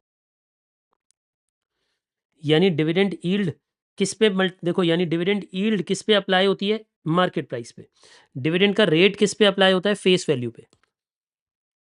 और अगर हमें डिविडेंड निकालना है तो ईपीएस पे dividend pay out rate multiply होता है, डिविडेंड पे आउट रेट। अगर डिविडेंड का पे आउट रेट होगा तो किस पे मल्टीप्लाई करोगे आप? अगर डिविडेंड का पे आउट रेट होगा तो आप उसे ईपीएस पे मल्टीप्लाई करोगे। यानी इन तीनों में क्या अंतर है? क्या आपको तीनों में अंतर समझ आया बेटा मैंने क्या कहा?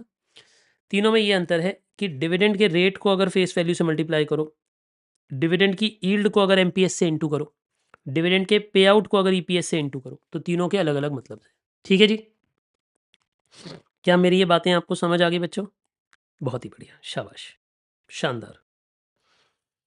तो डिविडेंड यील्ड भी आपको समझ आ गया। बुक वैल्यू पर शेयर, ये इंपॉर्टेंट है। बुक वैल्यू पर शेयर का मतलब होता है इक्विटी के पास जितना भी पैसा है बैलेंस शीट में, बैलेंस शीट के हिसाब से इक्विटी का टोटल पैसा करो और उसे divide by number of shares करो, उससे बुक वैल्यू पर शेयर पता लगती है, ठीक है। और market value to book value का मतलब क्या होता है? इसका मतलब है ऊपर आप रखोगे market price of the share, share का मार्केट प्राइस कितना है, और नीचे रखोगे बुक वैल्यू पर शेयर कितनी है, उसे रखोगे, ठीक है जी। फिर आता है क्यू रेशियो। क्यू रेशियो का मतलब क्या होता है? देखो क्यू रेशियो एक छोटी सी नई रेशियो है कंपेरेबली। इसमें आप ये देखते हो मार्केट वैल्यू ऑफ कंपनी कितनी है, कि अगर कंपनी मार्केट में बेचो तो कितने की बिकेगी, और एसेट रिप्लेसमेंट कॉस्ट कितनी है। मान लो कि कोई कंपनी है मार्केट में बिक रही है 2000 करोड़ की, लेकिन अगर वैसी ही कंपनी आप खुद बनाओ, दोबारा उतने ही एसेट्स खरीदो, उतनी ही मशीनें लगाओ, उतने ही जगह को खरीदो, उतनी प्रॉपर्टी बनाओ, तो कितने की बनेगी? मानो वो 1500 करोड़ में बन जाएगी, तो इसकी क्यू रेशियो हो गई 1.33। ठीक है जी। बेसिकली जो भी रेशियो आएगी 1.33 वगैरह डिवाइड कर लेना। बेसिकली मैं आपको ये बताना चाहता हूँ, नहीं ये तो 4/3 आ जाएगी, है ना, तो 1.33 बनेगी, राइट। तो बेसिकली इसका मतलब है कि ये देखना कि मार्केट में कंपनी कितने की बिक रही है, और उस कंपनी को अगर दोबारा एसेट रिप्लेस करके दोबारा बनाओ, उसके सारे एसेट्स रिप्लेस करो, उतनी ही कंपनी को दोबारा रेप्लिकेट करो, दोबारा बनाओ, तो कितना पैसा लगेगा। That is called Q ratio. ये अभी तक एग्जामिनेशन में नहीं पूछा गया है, बट जब पूछा जाएगा बच्चों के दिमाग खा जाएगा। डू पॉइंट मॉडल, देखो डू पॉइंट मॉडल क्या कहता है, ये कहता है कि ना दो रेशियोज को मल्टीप्लाई करो। जैसे एग्जांपल लो, अगर मैं ए बाय बी की रेशियो को बी बाय सी की रेशियो से इंटू कर दूं, और बी बाय सी की रेशियो को अगर सी बाय डी की रेशियो से इंटू कर दूं, तो ए बाय डी का आंसर आ जाएगा। यानी हमें एक बात पता है कि बी से बी कट जाएगा, सी से सी कट जाएगा, तो ए बाय डी वाली रेशियो आ जाएगी। तो ये तरीका है जिसमें मल्टीपल रेशियोज को मल्टीप्लाई करके किसी नई रेशियो का आंसर निकाल लेते हैं। कैसे? बट ये ध्यान रखना होता है कि एक का डिनोमिनेटर दूसरे का न्यूमरेटर के बराबर हो, मतलब न्यूमरेटर डिनोमिनेटर आपस में कट रहे हो अलग अलग रेशियोज के, तब जाके फाइनल नई रेशियो आएगी। इस कंसेप्ट पे डू पॉइंट मॉडल बनाया जाता है। इसमें एक फॉर्मूला होता है रिटर्न ऑन इन्वेस्टमेंट का। ये क्या फॉर्मूला होता है? Net operating ratio into capital turnover ratio into capital turnover ratio.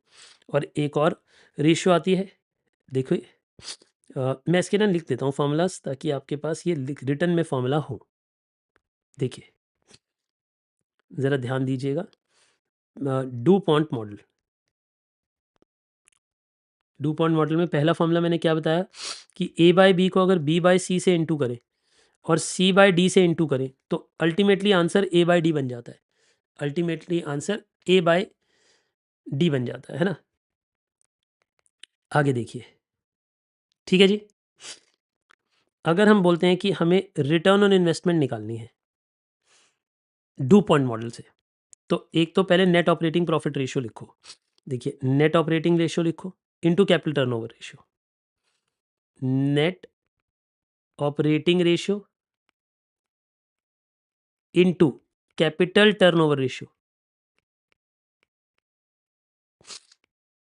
तो आपके पास रिटर्न ऑन इन्वेस्टमेंट आ जाएगा। देखिए कैपिटल टर्नओवर रेशियो का मतलब क्या होता है? कैपिटल नीचे आएगी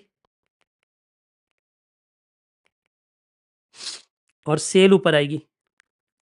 नेट ऑपरेटिंग प्रॉफिट रेशियो का मतलब क्या होता है? प्रॉफिट ऊपर आएगा और सेल नीचे आएगी।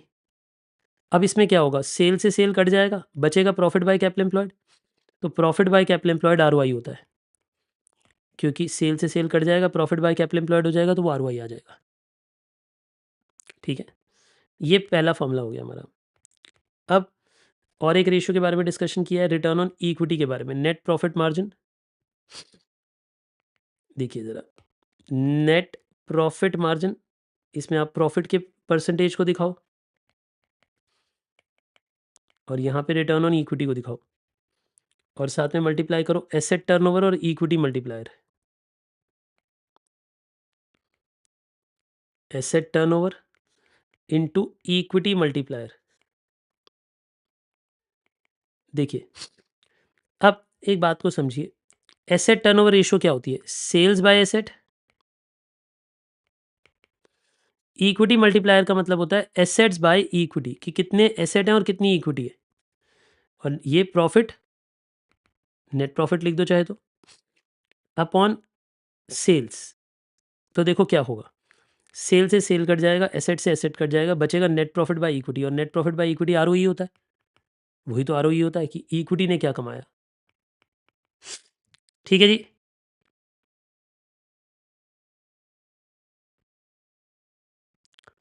बोलिए यहाँ तक की बातें आपको समझ आ गई बेटे मैंने क्या कहा? बहुत बढ़िया। आइए जी, यहाँ तक की सारी बातें सभी को क्लियर है? परफेक्टली समझ आ गया, शाबाश। तो इसी के साथ मैं ये मानता हूँ कि लगभग रेशियोज पे हमने डिस्कशन कर लिया है सारा का सारा।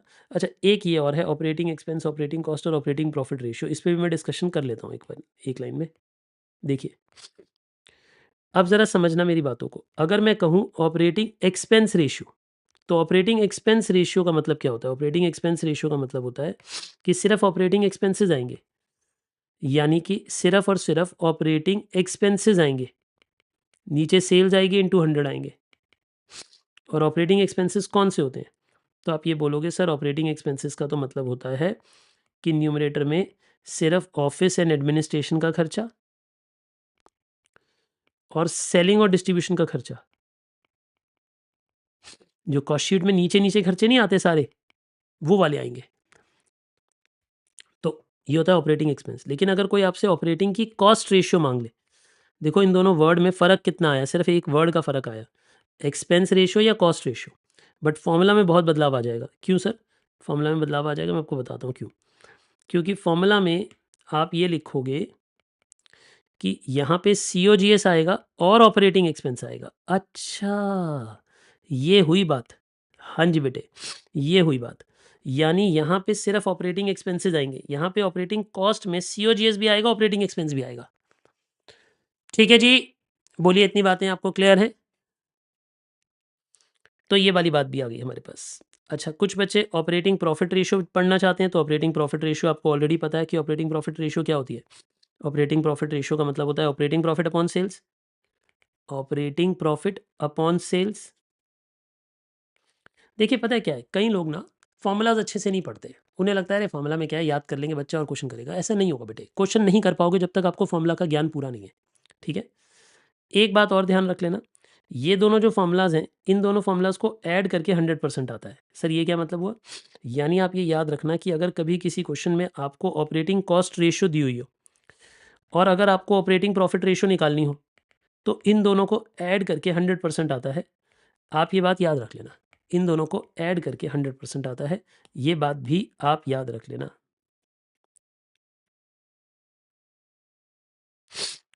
क्या मेरी बातें क्लियर हैं आपको?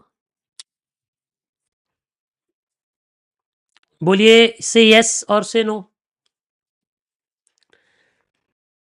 Is it all clear?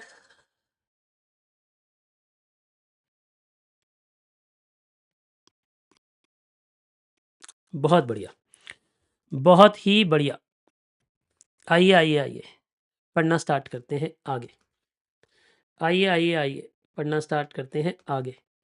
आइए आइए आइए, क्वेश्चंस पे चले। कितने बच्चे कहते हैं हाँ सर, अब ये जीवन थोड़ा सफल लग रहा है, हमारे फॉर्मूला का ज्ञान लगभग लगभग पूरा हो गया। अब ऑब्वियसली जिन्होंने याद नहीं किया उन्हें याद तो करना पड़ेगा, मैंने तो खाली वो भी ओवरव्यू दिया है ना। बट ये 1 घंटे की वीडियो जो भी हमने पिछले 1 घंटे में रिकॉर्ड करा है, लगभग 50 मिनट जो भी लगे होंगे, उसमें हमने बहुत अच्छे से सारे के सारे फॉर्मूलाज पे ध्यान दिया है। आइए कुछ क्वेश्चंस पढ़ते हैं। इसमें हमने लगभग लगभग आपके लिए 12-13 क्वेश्चंस कंपाइल कर रखे हैं, कुछ छोटे कुछ बड़े, कुछ एग्जाम थीम के। आइए ज़रा तेज स्पीड में चलते हुए चलते हैं, ठीक है ना, थोड़ी तेज स्पीड में चलेंगे आज हम। क्या आप मेरे साथ तेज स्पीड में पढ़ने को तैयार हो? चलो देखिए, थोड़े ना एग्जाम का फील लेते हैं कि एग्जाम में क्या आता है, पहले हमें ये भी तो पता चले। अभी पहले मैं पिछले 2-3 साल के सीधा एग्जाम के क्वेश्चन कराता हूँ कि 2-3 साल में एग्जाम से क्या आ रहा है। पढ़ो, debtor velocity, stock velocity, creditor velocity और ग्रॉस प्रॉफिट रेशियो, ये सब दे दिया। हमें कहता है gross profit ratio, gross profit for the year ending this was 10 lakh. अगर ग्रॉस प्रॉफिट पता है तो सेल आ जाएगी। ठीक है, एक एक करके मैं खुद ही कर रहा हूँ, आप सिर्फ समझना। और ये सब मैं वर्कशीट्स आपको दे दूंगा, आपने बिल्कुल भी चिंता नहीं करनी, लिखने का अभी कष्ट मत उठाओ, क्योंकि वरना ना स्पीड कम होगी मेरी। देखिए, ग्रॉस प्रॉफिट रेशियो का मतलब क्या होता है? ग्रॉस प्रॉफिट रेशियो का मतलब होता है gross profit by sales into 100। अगर मुझे ग्रॉस प्रॉफिट पता है और मुझे ग्रॉस प्रॉफिट की रेशियो भी पता है, अगर ये 20% है, अगर ग्रॉस प्रॉफिट 10 लाख का है, तो इसकी मदद से सेल्स आ जाएगी, यानी सेल ज़रूर 50 लाख रुपीज़ की होगी, यानी सेल्स हो गई 50 लाख रुपीज़ की। ठीक है, अब अगर मेरे पास सेल आ चुकी है, तो मुझे ये भी पता है कि सेल्स, थोड़ी स्पीड बढ़ाना बेटा मेरे साथ साथ। अगर मुझे ये भी पता है कि सेल्स में से अगर मैं ग्रॉस प्रॉफिट हटा दूंगा 10 लाख का, तो मुझे COGS मिल सकती है। यानी मेरे पास COGS कितनी आ जाएगी? COGS भी आ जाएगी 40 लाख रुपीज़ की। राइट सर, बिल्कुल ठीक से समझ आ गया सर, ये भी समझ आ गया, बहुत बढ़िया।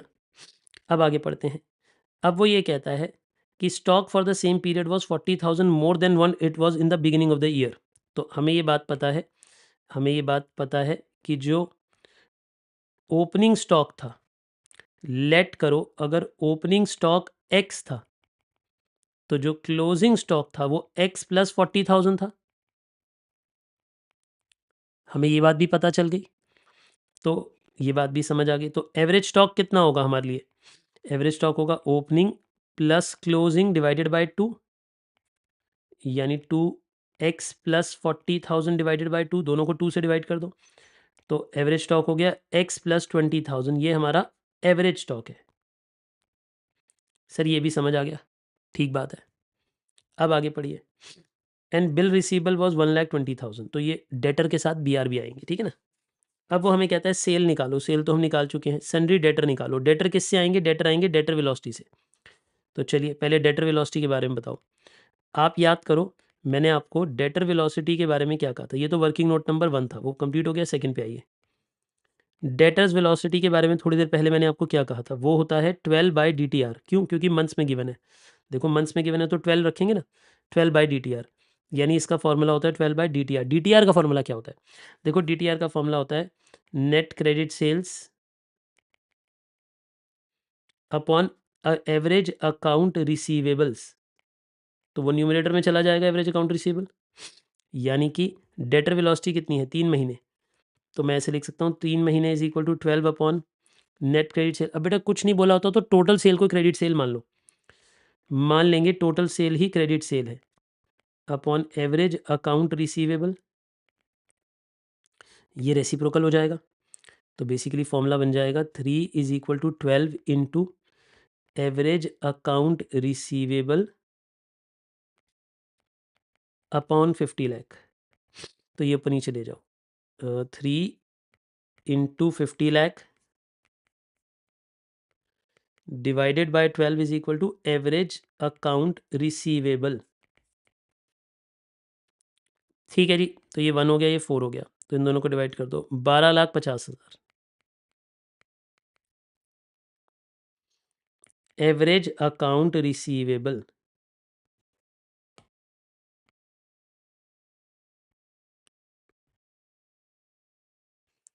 ये हमारे पास एवरेज अकाउंट रिसीवेबल आ गया, ठीक है जी। अब एवरेज अकाउंट रिसीवेबल का मतलब क्या होता है? Debtors plus BR। तो यानी कि 12,50,000 रुपया हमारे डेटर प्लस BR के बराबर होगा। इसमें से हमें BR पता है 1,20,000 का है, तो हमारे डेटर्स कितने के हुए? हमारे डेटर्स हुए फिर 11,30,000 रुपये के, यानी हमारे डेटर्स हो गए 11,30,000, 11,30,000, ये हमारे डेटर्स हो गए। ठीक है सर, ये भी समझ आ गया। अब आगे बताइए। तो सेल्स आ गई, डेटर आ गए, अब चाहिए closing stock. Closing stock stock velocity से आएगा। देखिए ज़रा तीसरा फॉर्मूला, स्टॉक वेलोसिटी का मतलब क्या होता है? स्टॉक वेलोसिटी का मतलब होता है 12/STR, यानी कि 12/COGS upon average stock. Stock velocity था कितना? स्टॉक वेलोसिटी था 6 महीने का। 6 महीना is equal to 12 upon COGS। COGS कितना था? 40 लैक्स था। COGS 40 लैक्स का था, upon average stock. Average stock कितना था? X plus 20,000। तो इसे पलटा दो, यानी ये फॉर्मूला बन जाएगा 6 is equal to 12 into X plus 20,000 upon 40 lakh. तो ये ऊपर ले जाओ, तो बेसिकली 6/12 इंटू 40 लाख, यानी 20 लाख। यहां तक की बातें समझ आ रही है? आपको इन्हें क्या कहा? Is equal to X plus 20,000, तो ये कितना बना? 20 लाख।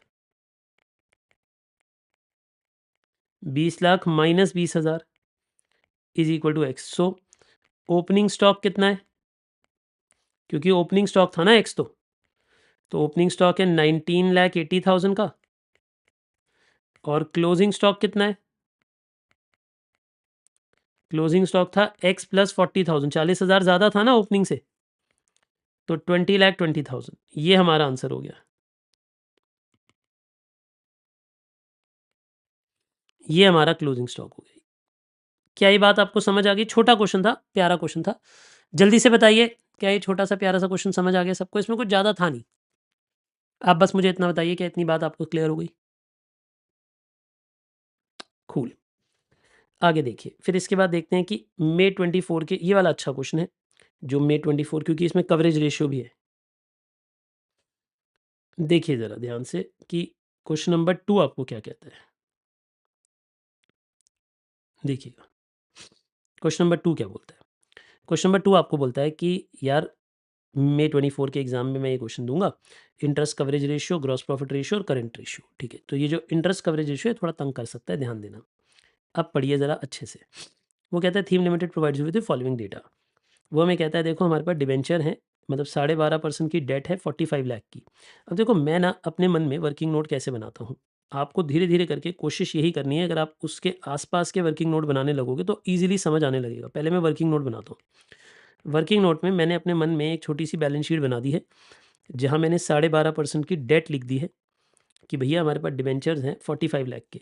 तो मुझे इसका इंटरेस्ट पता लग चुका है अपने मन में कि इन दोनों को मल्टीप्लाई करूँगा तो इंटरेस्ट आ जाएगा। ठीक है, इनफैक्ट अगर आप चाहो तो मैं यहाँ पे वर्किंग नोट में, वर्किंग नोट नंबर 2 में इसका इंटरेस्ट लिख भी देता हूँ। तो इंटरेस्ट ऑन डेट कितना होगा, तो आप ये कहोगे कि 45 लाख रुपीज़ पे 12.5%। किसी ने किया कितना, 5,62,500। Very good Lokesh. ठीक है, डेट टू इक्विटी रेशियो है 1.5:1। तो देखो अब अगर मैं वर्किंग नोट नंबर 3 यहाँ पे करूँ, अगर मुझे पता है कि डेट टू इक्विटी की जो रेशियो है वो 1.5:1 है, तो अगर मुझे डेट पता है ऑलरेडी 45 लाख की, तो मुझे ये बता दीजिए कि इक्विटी कितनी हो जाएगी इस हिसाब से।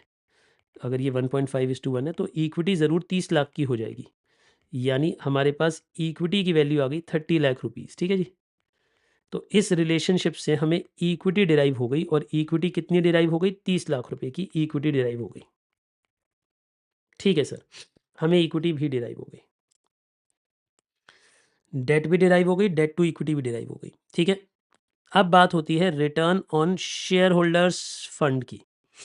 Return on share holders fund, ठीक है। अब इसका मतलब है कि शेयर होल्डर अपने पैसों पे क्या कमा रहे हैं, रिटर्न अपने पैसों पे क्या कमा रहे हैं। तो इसका मतलब यहां पे लिखते हैं, चलो working note number 4, return on share holder funds. ठीक है, तो इसका मतलब है कि शेयर होल्डर्स क्या कमा रहे हैं, बेसिकली वो EAS यानी नेट प्रॉफिट कमा रहे होंगे, net profit after tax upon equity into 100। और वो परसेंटेज है कितनी, मालिक लोग कितना पैसा कमा रहे हैं, मालिक लोग कमा रहे हैं 54%। तो इसका ये मतलब होता है कि अगर 54% पैसा कमा रहे हैं अपने पैसों पे, तो उनके पैसे लगे कितने थे, 30 लाख लगे थे। तो 30 लाख का 54% बता दो, वो प्रॉफिट आफ्टर टैक्स आ जाएगा। बताओ ज़रा नेट प्रॉफिट आफ्टर टैक्स कितना आ जाएगा, 54% ऑफ 30 लैक्स, तो प्रॉफिट आफ्टर टैक्स आ जाएगा आपके पास 16,20,000 का। शाबाश, तो ये प्रॉफिट आफ्टर टैक्स भी आ गया हमारे पास। ठीक है, और आगे पढ़िए। अब ऑपरेटिंग रेशियो है 85%। बेटा ऑपरेटिंग रेशियो का मतलब क्या होता है, अब याद करिए, आपको ऑपरेटिंग रेशियो वर्ड, बेटा एक बात बताओ, ऑपरेटिंग रेशियो अगर 85% है तो इसका मतलब ऑपरेटिंग प्रॉफिट 15% होएगा। ऑपरेटिंग प्रॉफिट कितना होगा, और ऑपरेटिंग रेशियो पता है तो हमें उसमें ऑपरेटिंग एक्सपेंस और COGS भी निकल आएंगे। देखो ज़रा ध्यान से समझो, वर्किंग नोट नंबर 5 देखो।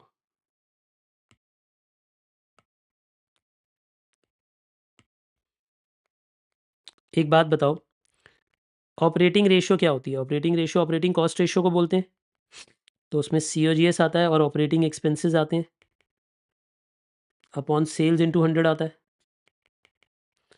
अगर ये 85% है तो इसका मतलब COGS plus operating expenses upon sale. Sale कितनी थी बेटा हमारे पास, अभी हमारे पास सेल नहीं है ना, अभी हमारे पास यहाँ तक सेल नहीं है। बोलिए ये बातें क्लियर है, अभी तक हमें क्वेश्चन में सेल्स यहाँ तक गिवन नहीं है। कोई बात नहीं, आ जाएगी, सेल भी आ जाएगी। सेल कितने दूर हमसे जाएगी, तो अभी इसे ऐसे लिख के छोड़ देते हैं, ठीक है, क्योंकि हमें सेल नहीं पता। जैसे ये रेशियो सेल पता लग जाएगी तो ऑपरेटिंग एक्सपेंस और COGS को 2:6 की रेशियो में बांटना है, ये भी पता चल गया। यानी जो भी आपके पास इसका टोटल आएगा, जो COGS प्लस ऑपरेटिंग एक्सपेंसेस आएगा, फिर इसे आपने 2:6 की रेशियो में बांट देना है। किस किस में, ऑपरेटिंग एक्सपेंस और COGS 2:6 की रेशियो में बटेंगे। तो ये 2 हो जाएगा ऑपरेटिंग एक्सपेंस, और COGS हो जाएगा 6। ठीक है, ये तो बाद में बटेगा। और आगे बताओ, टैक्स रेट है 25%। ठीक है, फिक्स एसेट है 39 लाख के। तो देखो बैलेंस शीट अगर मैं बना रहा होता तो मुझे बैलेंस शीट में फिक्स एसेट भी पता है 39 लाख के हैं। ठीक है, और क्या पता है जी? करेंट रेशियो है 1.8:1 और हमें करेंट रेशियो भी पता है। यानी इस क्वेश्चन में अगर आप ध्यान से देखें तो हमें क्या क्या पता है? हमें नेट प्रॉफिट पता है, ठीक है, और हमें टैक्स रेशियो पता है, हमें इंटरेस्ट का अमाउंट पता है। तो क्या मैं बैकवर्ड वर्किंग कर सकता हूँ? क्या मैं बैकवर्ड जा सकता हूँ? जल्दी बताओ, हाँ या ना? यहाँ तक की बातें क्लियर है ना सबको? मेरे एक सवाल का जवाब दो, क्या मैं बैकवर्ड वर्किंग कर सकता हूँ प्रॉफिट से ईबीआईटी तक पहुँचने के लिए? देखो ज़रा ध्यान से समझो, ताकि मैं ऑपरेटिंग प्रॉफिट तक पहुँचूँ। मैं अब आपको बड़ी हिडन एक बात बता रहा हूँ। ये वाले फॉर्मूला कितने बच्चों ने अच्छे से पढ़े थे? ये वाले फॉर्मूलाज। अगर ये फॉर्मूलाज आप लोगों ने नहीं पढ़े, ये भी, ये भी, ये भी और ये भी, ये चारों फॉर्मूला, तो और आप 2004 में 2024 में एग्ज़ाम दे रहे होते, तो आप ये क्वेश्चन नहीं कर पाते। अगर ये फॉर्मूलाज आपको नहीं आते तो मैं भी बताऊँगा कि क्यों मैं ऐसा कह रहा हूँ। ठीक है जी? अब सुनिए। आपको जैसे ही मैंने कहा था कि ऑपरेटिंग रेशियो 85% है, क्या आपके मन में ये बात नहीं आ गई थी कि अगर ऑपरेटिंग रेशियो 85% है तो ऑपरेटिंग प्रॉफिट 15% होगा? कितने बच्चों के मन में ये आ गया था थॉट, सच बताना? कितने बच्चों के मन में 15% का थॉट आ गया था, ऐसे लिखो 15% येस। कितने बच्चों को समझ आ गया था कि हाँ सर, ऑपरेटिंग प्रॉफिट 15% होगा? आ गया था? अब मैं उसी की तरफ यूज़ करने जा रहा हूँ, उसी को इस्तेमाल करने के लिए जा रहा हूँ मैं, ठीक है ना? सर ऐसे कैसे इस्तेमाल कर लोगे? बताता हूँ मैं आपको। ये है 5वां। अब वर्किंग नोट नंबर 6 देखिए। यार एक बात बताना, अगर मैं ये कहूँ ये ईबीआईटी है, ईबीआईटी को ऑपरेटिंग प्रॉफिट बोलते हैं। ईबीआईटी को क्या बोलते हैं बच्चा? ऑपरेटिंग प्रॉफिट, ठीक है? अगर मैं इसमें से इंटरेस्ट माइनस कर दूँ, इंटरेस्ट मुझे ऑलरेडी पता है 5,62,500, 5,62,500, और ये कैसे आया होगा? ये आया होगा 45 लाख का 12.5%।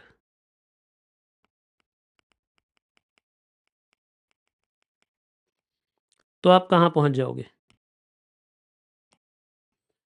तो सर हम पहुँच जाएंगे बेसिकली प्रॉफिट बिफोर टैक्स पे। अब इसमें से टैक्स हटा दो, टैक्स है 25%, है ना? तो आप कहाँ पहुँच जाओगे? प्रॉफिट आफ्टर टैक्स पे।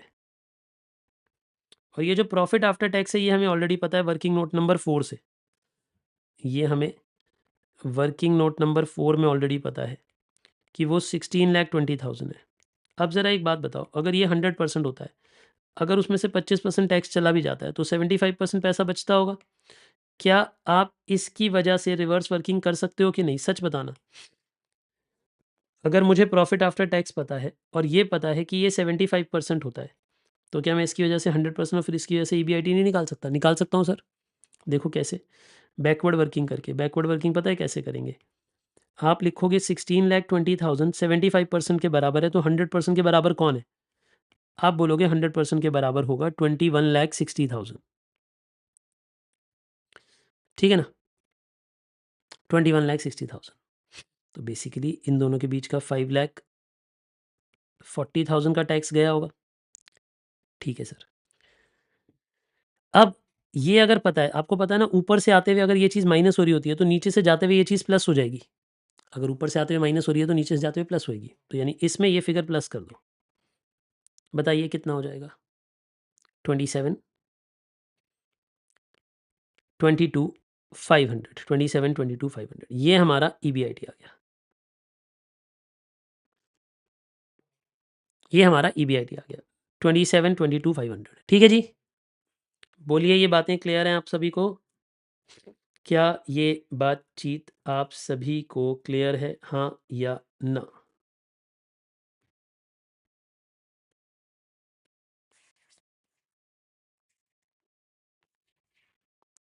बोलिए इतनी बातें क्लियर हैं? आइए जी, अब अगर मुझे ईबीआईटी पता है, यानी मुझे ऑपरेटिंग प्रॉफिट पता है, यानी मुझे क्या पता है? Operating profit. अब ज़रा एक बात को और ध्यान देना, अगर मुझे ऑपरेटिंग प्रॉफिट पता है तो मुझे ऑपरेटिंग प्रॉफिट की रेशियो भी तो पता है। वर्किंग नोट नंबर 7 देखो,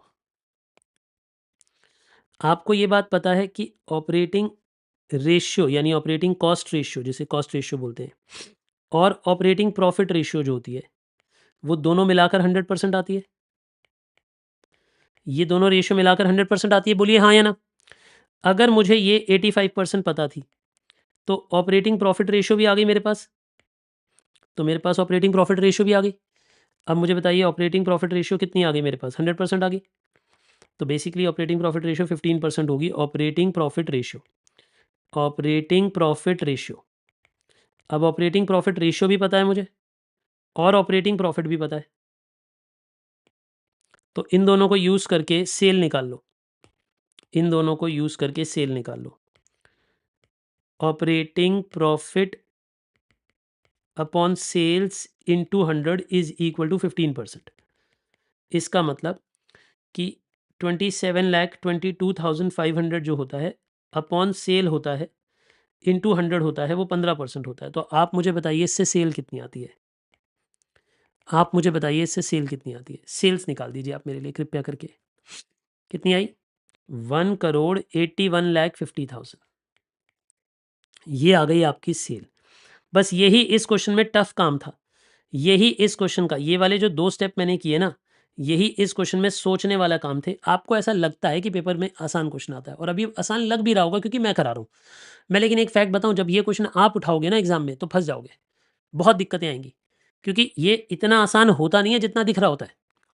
मतलब मैं क्या बोलना चाहता हूँ, ये क्वेश्चन उतना आसान है नहीं, क्योंकि एग्जाम में बैठ के बहुत सारी बातें दिमाग में चलना कभी कभी पॉसिबल नहीं हो पाता, और घर आके हो जाएगा वो क्वेश्चन, वो क्वेश्चन घर आगे हो जाएगा क्योंकि तब आप पीस में होगे।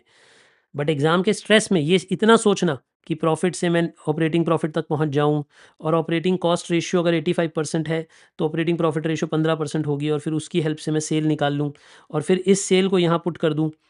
और अब मुझे सेल पता चल गई ना, अब मुझे सेल कितनी पता लग गई, 1,81,50,000 सेल पता लग गई मुझे। ये वर्किंग नोट कहाँ से आई है, वर्किंग नोट नंबर 7 से उठकर आई है। अब इसे रख दो तो आपके पास फिर COGS प्लस ऑपरेटिंग एक्सपेंस की अमाउंट आ जाएगी। कितना आ रहा है COGS प्लस ऑपरेटिंग एक्सपेंस का अमाउंट,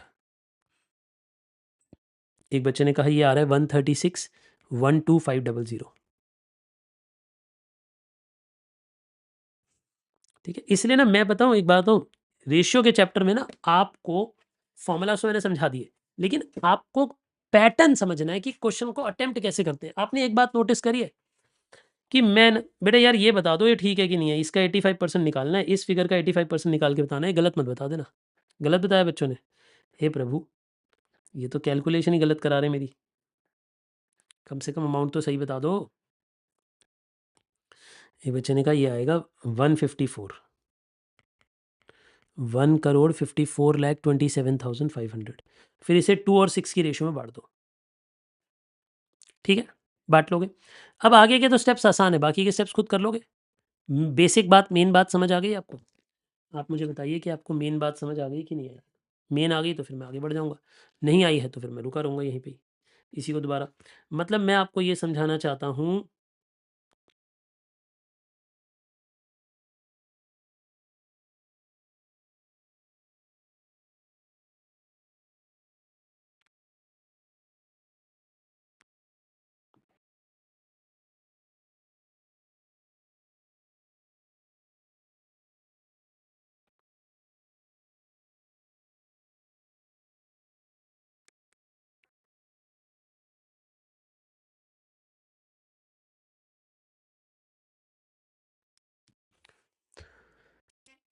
बोलिए इतनी बातें क्लियर है?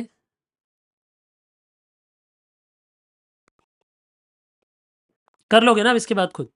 चलिए, फिर इसके बाद तो बाकी सब तो निकल ही आएगा, कोई दिक्कत नहीं होगी।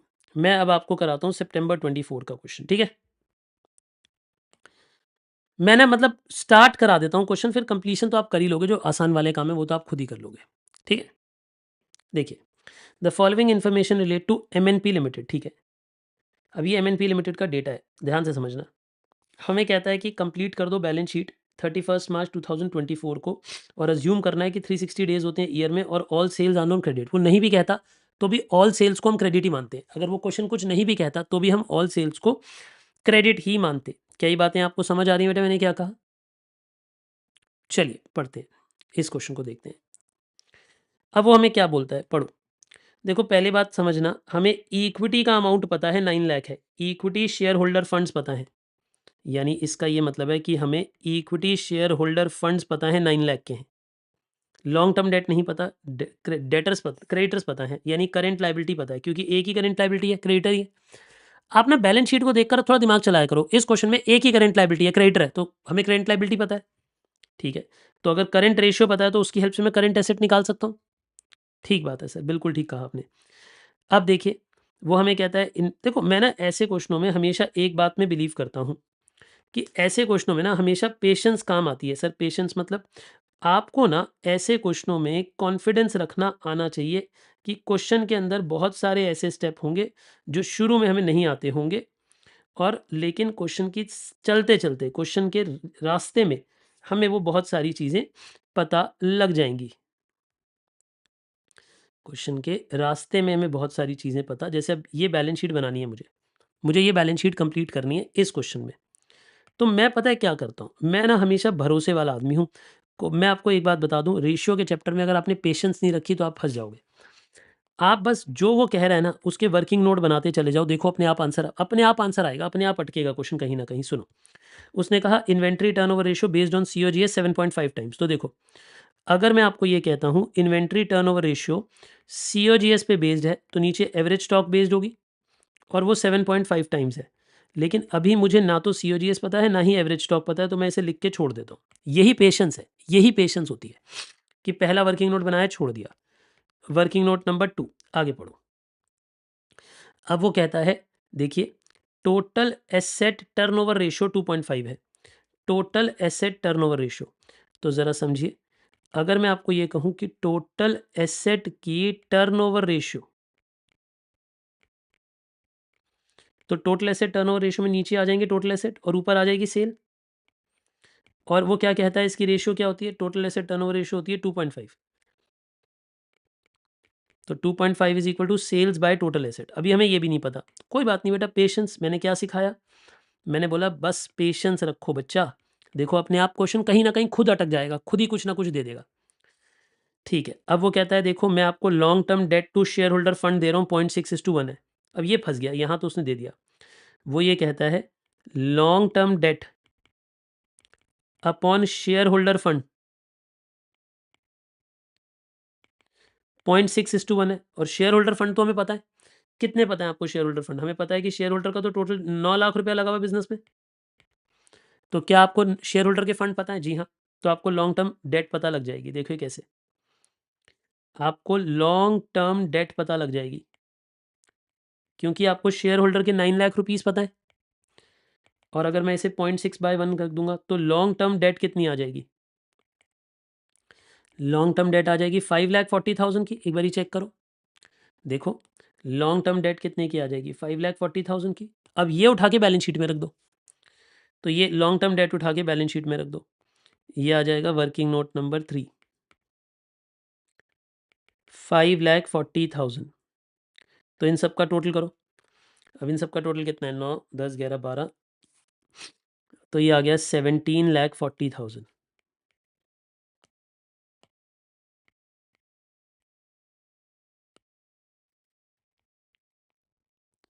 ठीक है जी, तो हमें टोटल एसेट भी पता लग गए।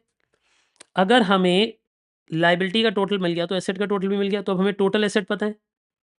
अब अगर हमें टोटल एसेट पता है कि 17,40,000 है, तो उससे हमें सेल पता लग जाएगी। बच्चों बताइए सेल्स कितनी होगी, जल्दी से मुझे बता दो सेल्स कितनी होगी। सेल्स होगी 43,50,000। बच्चों ने कहा शाबाश, सबसे पहले गेमिंग स्टडी ने कहा। ठीक है जी, वेरी गुड। तो हमें सेल भी पता लग गई, मज़ा आ गया। अब और आगे पढ़ो, अभी हम यहाँ पे फंसे हुए हैं लेकिन हमें सेल तो चलो कुछ तो स्टेप मिला ना, कुछ तो सॉल्व हुआ।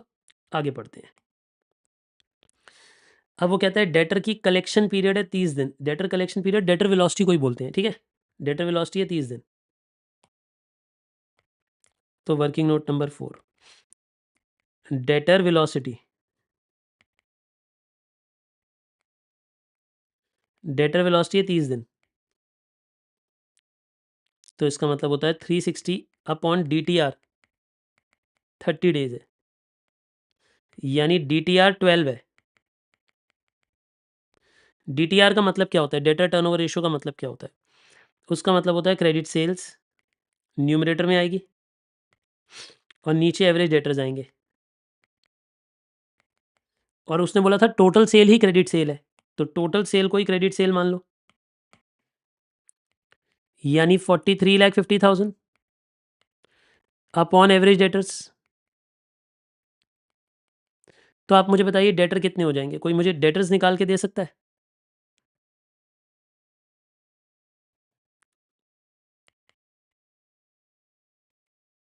वही एवरेज डेटर्स को डेटर मान लेंगे बेटा। 362,500 हमारे पास डेटर आ गए, यानी हमें डेटर का अमाउंट पता लग गया। अब एक बात बताओ, 362,500, तो यानी 362,500 ये डेटर का अमाउंट पता लग गया। कहाँ से आया, वर्किंग नोट नंबर 4 से आया। ठीक है जी, डेटर भी रख दिया हमने, ठीक है। अब इससे और एक कदम आगे चलो, देख रहे हो आप मैं कितने पेस पे, कितनी पीस पे चल रहा हूँ। क्वेश्चन मुझे खुद हिंट दे रहा है, मैं उससे हिंट छीन नहीं रहा हूँ। अब वो कहता है gross profit ratio, gross profit ratio से क्या होगा, COGS आ जाएगा। क्यों? क्योंकि अगर मुझे ग्रॉस प्रॉफिट रेशियो 25% पता है, तो ज़रा इधर देखो, वर्किंग नोट नंबर 5 देखो, अगर मुझे सेल पता है 43,50,000 होती है, और अगर मुझे ग्रॉस प्रॉफिट रेशियो पता है 25% होती है, तो वो 10,87,500 हो गया। तो अब आप मुझे बताइए कि इनकी COGS कितनी है, COGS कितनी है, 32,62,500, 32,62,500, ये आ गई COGS 32,62,500। तो अगर मुझे COGS पता है तो मुझे इससे स्टॉक पता लग जाएगा, 32,62,500। अब यहाँ पे नीचे एवरेज स्टॉक आना चाहिए, बेसिकली एवरेज स्टॉक ही स्टॉक हो जाएगा, क्योंकि ओपनिंग क्लोजिंग की अगर कोई जानकारी ना दी हो तो एवरेज स्टॉक को ही स्टॉक मान लेंगे। कितना हो जाएगा बताना, 435,000, 435,000। तो ये भी उठा के बैलेंस शीट में रख दो, एवरेज स्टॉक भी।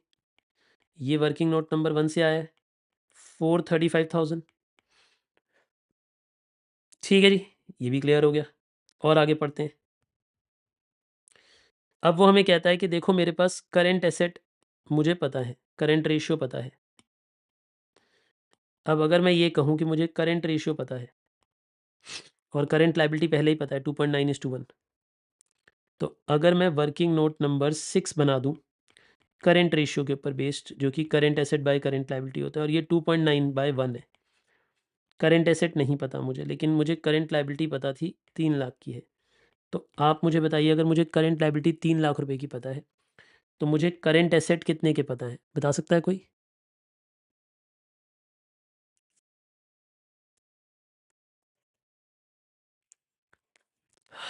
बताइए जी, करेंट एसेट्स कितने होते हैं? करेंट एसेट 8,70,000 के होते हैं। अब जो ये करेंट एसेट होते हैं बेटे, इसमें से डेटर पता है, आप मुझे बताइए, हमें डेटर पता है 362,500, हमें स्टॉक पता है 435,000, तो बचा हुआ फिर कैश होगा ना बैलेंसिंग फिगर से।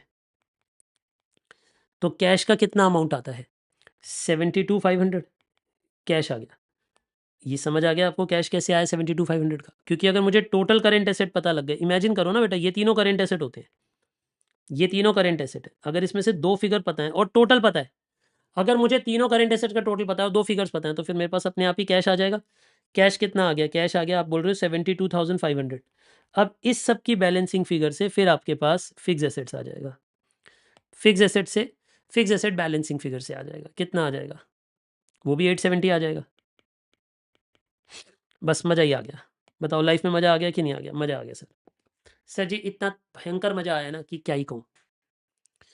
सर जी भयंकर मजा आ गया। एक बच्चा कह रहा है सर एवरेज को मल्टीप्लाई 2 क्यों नहीं किया? अरे नालायक, एवरेज को डिवाइड करते हैं, जब एवरेज निकालते हैं तो डिवाइड करते हैं। और हम ओपनिंग प्लस क्लोजिंग नहीं निकालना चाहते, हम इन क्वेश्चनों में ये अज्यूम करते हैं कि जो ओपनिंग है वही क्लोजिंग है, वही एवरेज है। अगर क्वेश्चन में कोई जानकारी नहीं होती तो माना जाता है जितना ओपनिंग डेटर है उतना ही क्लोजिंग डेटर है, उतना ही एवरेज डेटर है, जितना ओपनिंग स्टॉक है उतना ही क्लोजिंग स्टॉक है, उतना ही एवरेज स्टॉक है, ऐसे माना जाता है। ठीक है जी। अभी तक तो हमने 3 एग्जाम के क्वेश्चन किए हैं, अभी और करेंगे। देखिए अब ये पढ़ते हैं कि जनवरी 26 में क्या पूछा, जनवरी 25 में क्या पूछा। करा दूं ना क्वेश्चन? एक बात बताओ, छोटा सेशन तो ना लूँ ना? मैं चाहता हूँ मैं लगभग अभी 1 घंटा और पढ़ा दूँ, मतलब कम से कम आधा पौना घंटा और पढ़ा दूँ, 3-4 क्वेश्चन और करा दूँ। कितने बच्चे कहते हैं हाँ करा दो सर, कोई बात नहीं, देर लगेगी, लेकिन हमारी प्रैक्टिस हो रही है। क्योंकि आप इतनी तेज स्पीड में क्वेश्चन नहीं कर पाएंगे। जब आप स्वयं क्वेश्चन करेंगे ना बेटा, तो आप इतनी तेज स्पीड में नहीं कर पाएंगे। मतलब मैं देखो, अब इफेक्टिवली तो अब आपने प्रैक्टिस करनी है, अगर आप चाहो तो। मतलब मैंने अब कुछ नहीं कराना आपको, अब तो आपने प्रैक्टिस करनी है। बट मुझे ऐसे लगता है कि यार ये प्रैक्टिस ना, मतलब मैं करा ही दूँ आपको अच्छे से। कितने बच्चे कहते हैं हाँ सर आप करा ही दो? ठीक है। एक बच्चे ने अच्छी बात बोली कि सर इंपॉर्टेंट वाले करा दो। अब इंपॉर्टेंट इसमें क्या ही कहूँ। चलो एक काम करता हूँ फिर ना, नए वाले करा देता हूँ।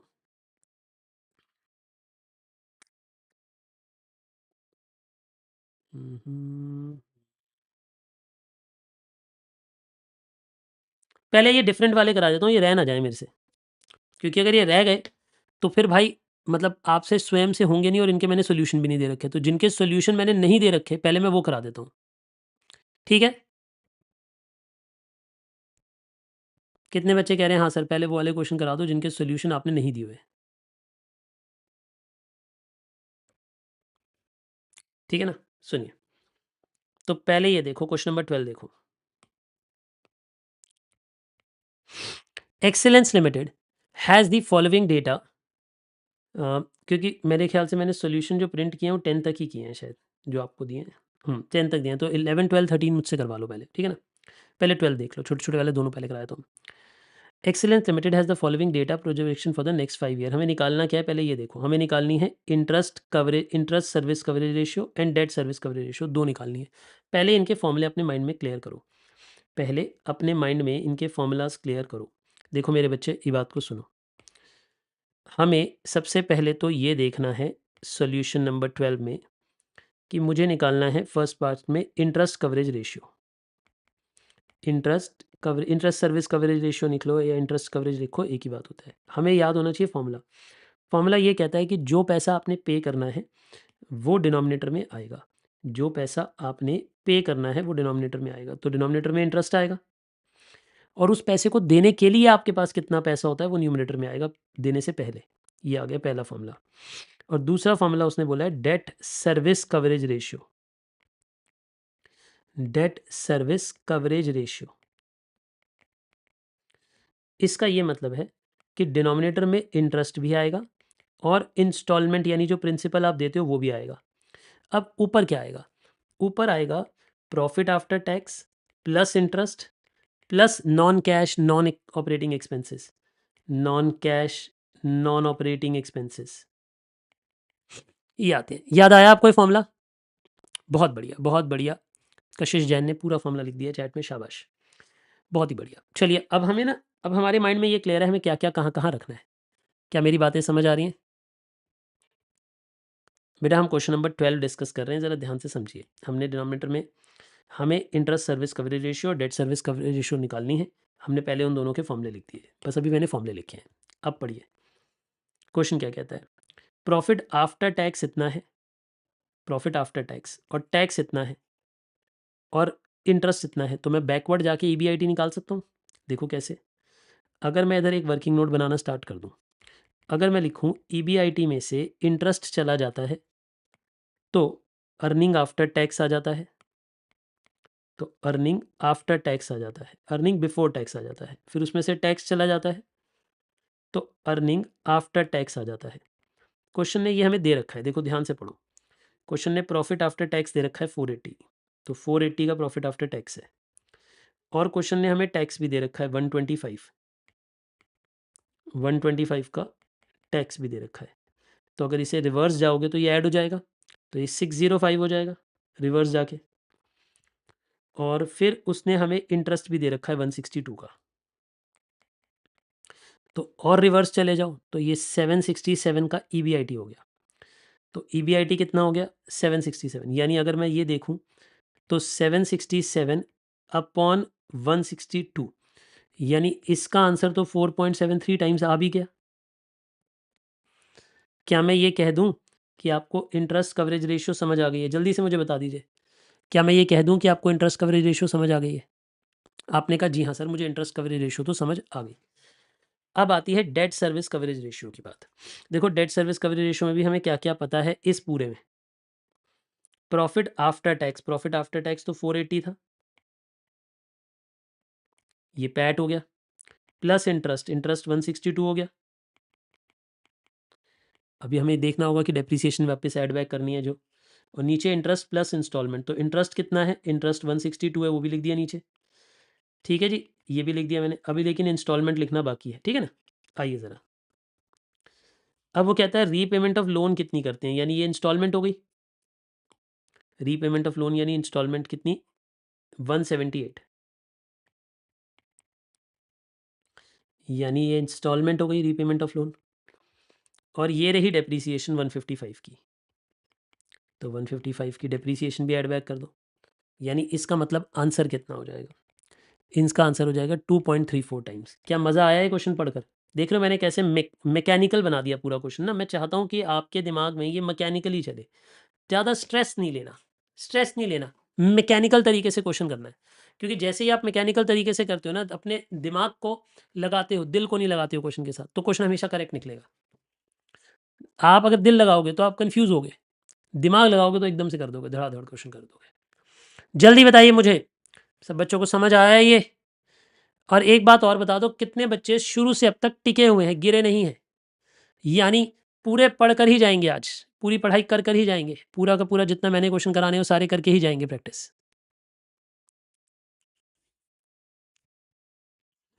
ठीक है, नहीं ठीक, नाम बताना होता है अपना, नाम लिखो अपना चैट पे, जल्दी से जल्दी अपना नाम लिखो चैट पे। बोलिए जी, इतना क्लियर हो गया सबको?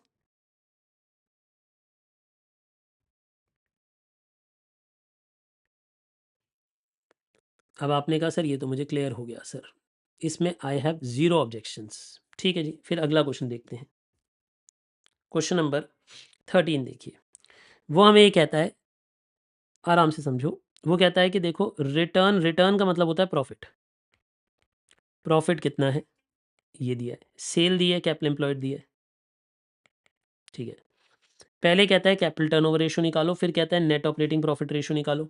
देखो पहले वो ये कहता है कि जाओ आप मेरे लिए कैपिटल टर्नओवर रेशियो निकालो। आप मुझे बताओ कैपिटल टर्नओवर रेशियो क्या होती है, जल्दी से जल्दी बताओ कैपिटल टर्नओवर रेशियो क्या होती है। तो आप ये बोलोगे कैपिटल टर्नओवर रेशियो का मतलब होता है कैपिटल नीचे आ जाएगी, और टर्नओवर का मतलब सेल ऊपर आ जाएगी। सेल का मतलब है 3 लाख रुपए, अपॉन कैपिटल एम्प्लॉयड का मतलब है 2,25,000। ठीक है जी, तो 1.33 टाइम्स।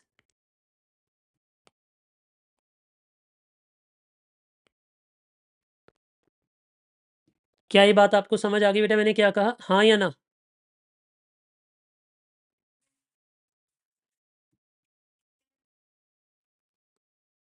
क्या ये बातचीत आप सभी को समझ आ गई?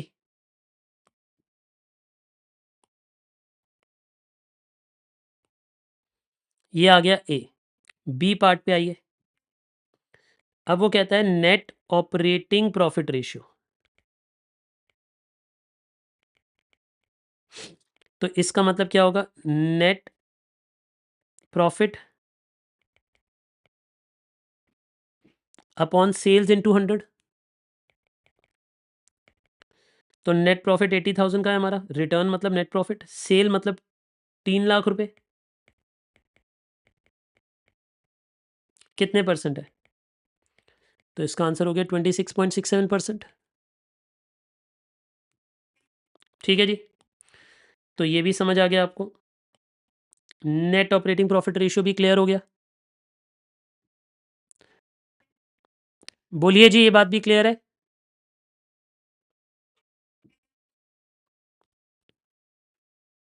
आपने कहा सर ये बात भी क्लियर है। अब एक और आगे स्टेप चलो। अब वो कहता है डू पॉइंट एनालिसिस करो और उससे रिलेशनशिप बताओ। एक बात बताओ, डू पॉइंट एनालिसिस में इन दोनों का रिलेशनशिप क्या होता है? याद करिए। अब उसके लिए आपको डू पॉइंट के फॉर्मूलाज याद होने चाहिए।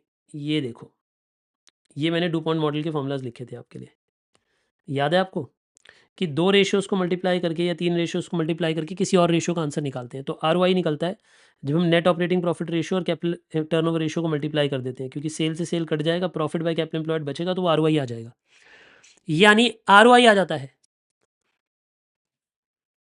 ठीक है जी, बोलिए, इतनी बातें क्लियर हैं आपको?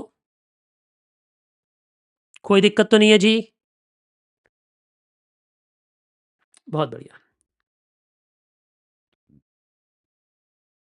तो देखिए अब आप क्या करेंगे।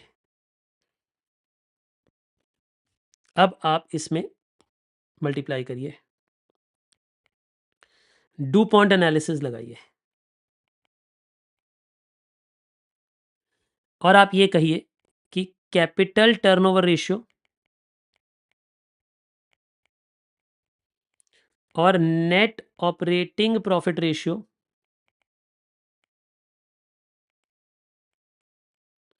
मल्टीप्लाई करने से आरओआई आ जाएगा। यानी 1.33 इंटू 26.67% करने से आरओआई आ जाएगा।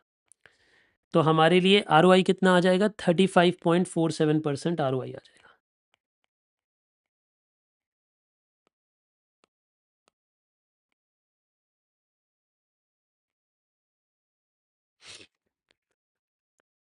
बोलिए, ये बातें क्लियर हैं आपको? यानी 35.47% आरओआई आ जाएगा। 35.47% आरओआई आ जाएगा। कोई दिक्कत तो नहीं है जी आपको?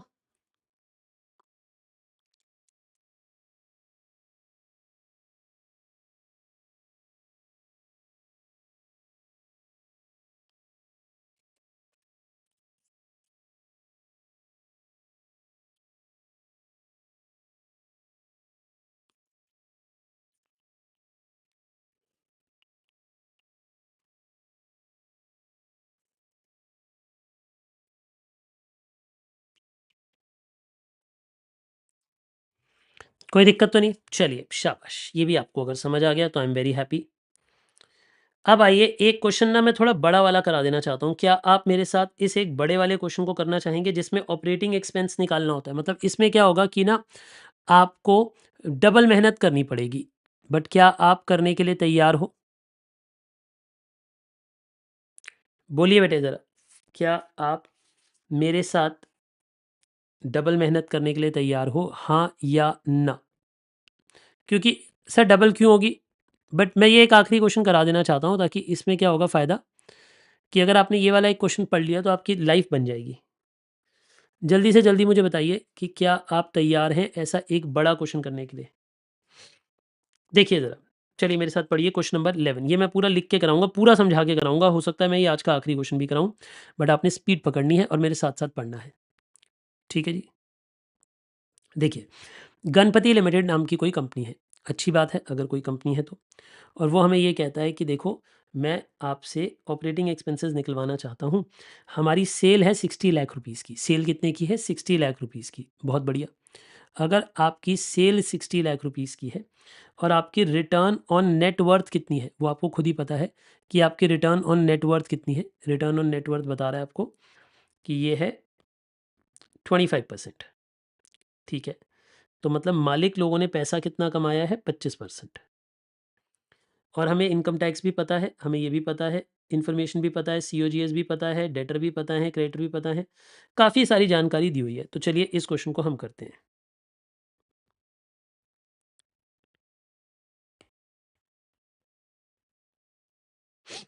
Solution number 11। हमें ऑपरेटिंग एक्सपेंस भी पता लगाने हैं और बैलेंस शीट भी कंप्लीट करनी है, ठीक है ना? अब एक बात बताइए, हमें ऑपरेटिंग एक्सपेंस पता लगाने हैं तो ऑपरेटिंग स्टेटमेंट भी बनानी पड़ेगी। इनकम स्टेटमेंट भी बनानी पड़ेगी और साथ में बैलेंस शीट भी बनानी पड़ेगी। यानी यहाँ पे हम एक काम करते हैं, हम यहाँ पे इनकम स्टेटमेंट बना देते हैं और यहाँ पे बैलेंस शीट बना देते हैं, ठीक है।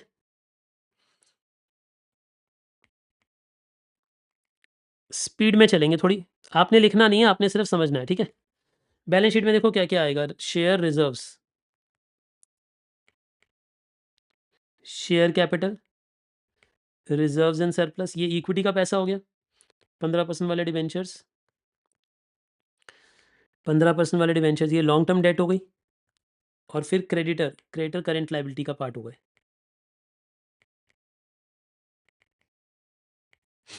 तो ये हमारा बैलेंस शीट का टोटल इधर हो गया, फिक्स एसेट और फिर करेंट एसेट, और करेंट एसेट के अंदर कौन कौन आएगा, स्टॉक डेटर कैश, स्टॉक भी आएगा, डेटर भी आएगा, कैश भी आएगा, और फिर इनका भी टोटल आएगा, ठीक है। अब पढ़ना स्टार्ट करिए। सेल पता है 60 लाख की है, तो यहाँ पे सेल स्टार्ट हो गई 60 लाख की, ठीक है जी। अब वो हमें कहता है रिटर्न ऑन नेटवर्थ है 25%। तो देखिए ज़रा, working note number 1, return on net worth 25% है, तो इसका मतलब हो गया profit after tax upon net worth into 100 अगर आप करोगे तो 25% है। तो 25% is equal to PAT, profit after tax upon net worth into 100। भाई हमें दोनों ही नहीं पता, ना तो पैट पता है ना नेटवर्थ पता है, तो इसे मैंने क्या कहा था, पेशेंस। मैंने याद है ऐसे क्वेश्चनों के लिए आपको क्या एडवाइस दे रखी है, पेशेंस। कोई चीज़ नहीं पता कोई बात नहीं, पेशेंस रखो, आगे बढ़ जाते हैं, क्योंकि हमें तो खाली सेल पता है ना अभी। रेट ऑफ इनकम टैक्स 50%, ठीक है। फिर वो कहता है शेयर कैपिटल टू रिजर्व की जो पैसा होगा वो 7:3 की रेशो में आएगा। यानी जब आपको नेटवर्थ पता लग जाएगी, जब भी आपको नेटवर्थ पता लग जाएगी, नेटवर्थ को आप शेयर कैपिटल में बांट देना और रिजर्व्स एंड सरप्लस में बांट देना। किस रेशियो में, 7:3 की रेशियो में बांट देना, ठीक है सर। करेंट रेशियो है 2, आपको ये भी बताया गया है कि करेंट रेशियो है 2। अब करेंट रेशियो 2 होने का मतलब क्या होता है, वर्किंग नोट नंबर 3, अगर हमें करेंट रेशियो पता है तो वो current asset upon current liability 2/1 है, इसका मतलब, ठीक है सर। अब वो कहता है, देखो ध्यान से, वो कहता है नेट प्रॉफिट टू सेल्स। अब इन दोनों रेशियोज की मदद से ना असली में आंसर आएगा। ये दोनों रेशियोज आपकी गोल्डन रेशियोज है। क्यों, वो कहता है नेट प्रॉफिट टू सेल्स। अब देखो ज़रा वर्किंग नोट नंबर 4 पे, बस यहीं से मुझे इसी का इंतजार था, आ गया वो कहता है नेट प्रॉफिट और सेल की जो रेशियो है वो है 6.25%, और नेट प्रॉफिट जो होगा, क्योंकि मुझे सेल पता थी, मुझे क्या इस क्वेश्चन में सेल पता थी 60 लाख की, अगर मुझे सेल पता है तो मुझे नेट प्रॉफिट पता लग गया।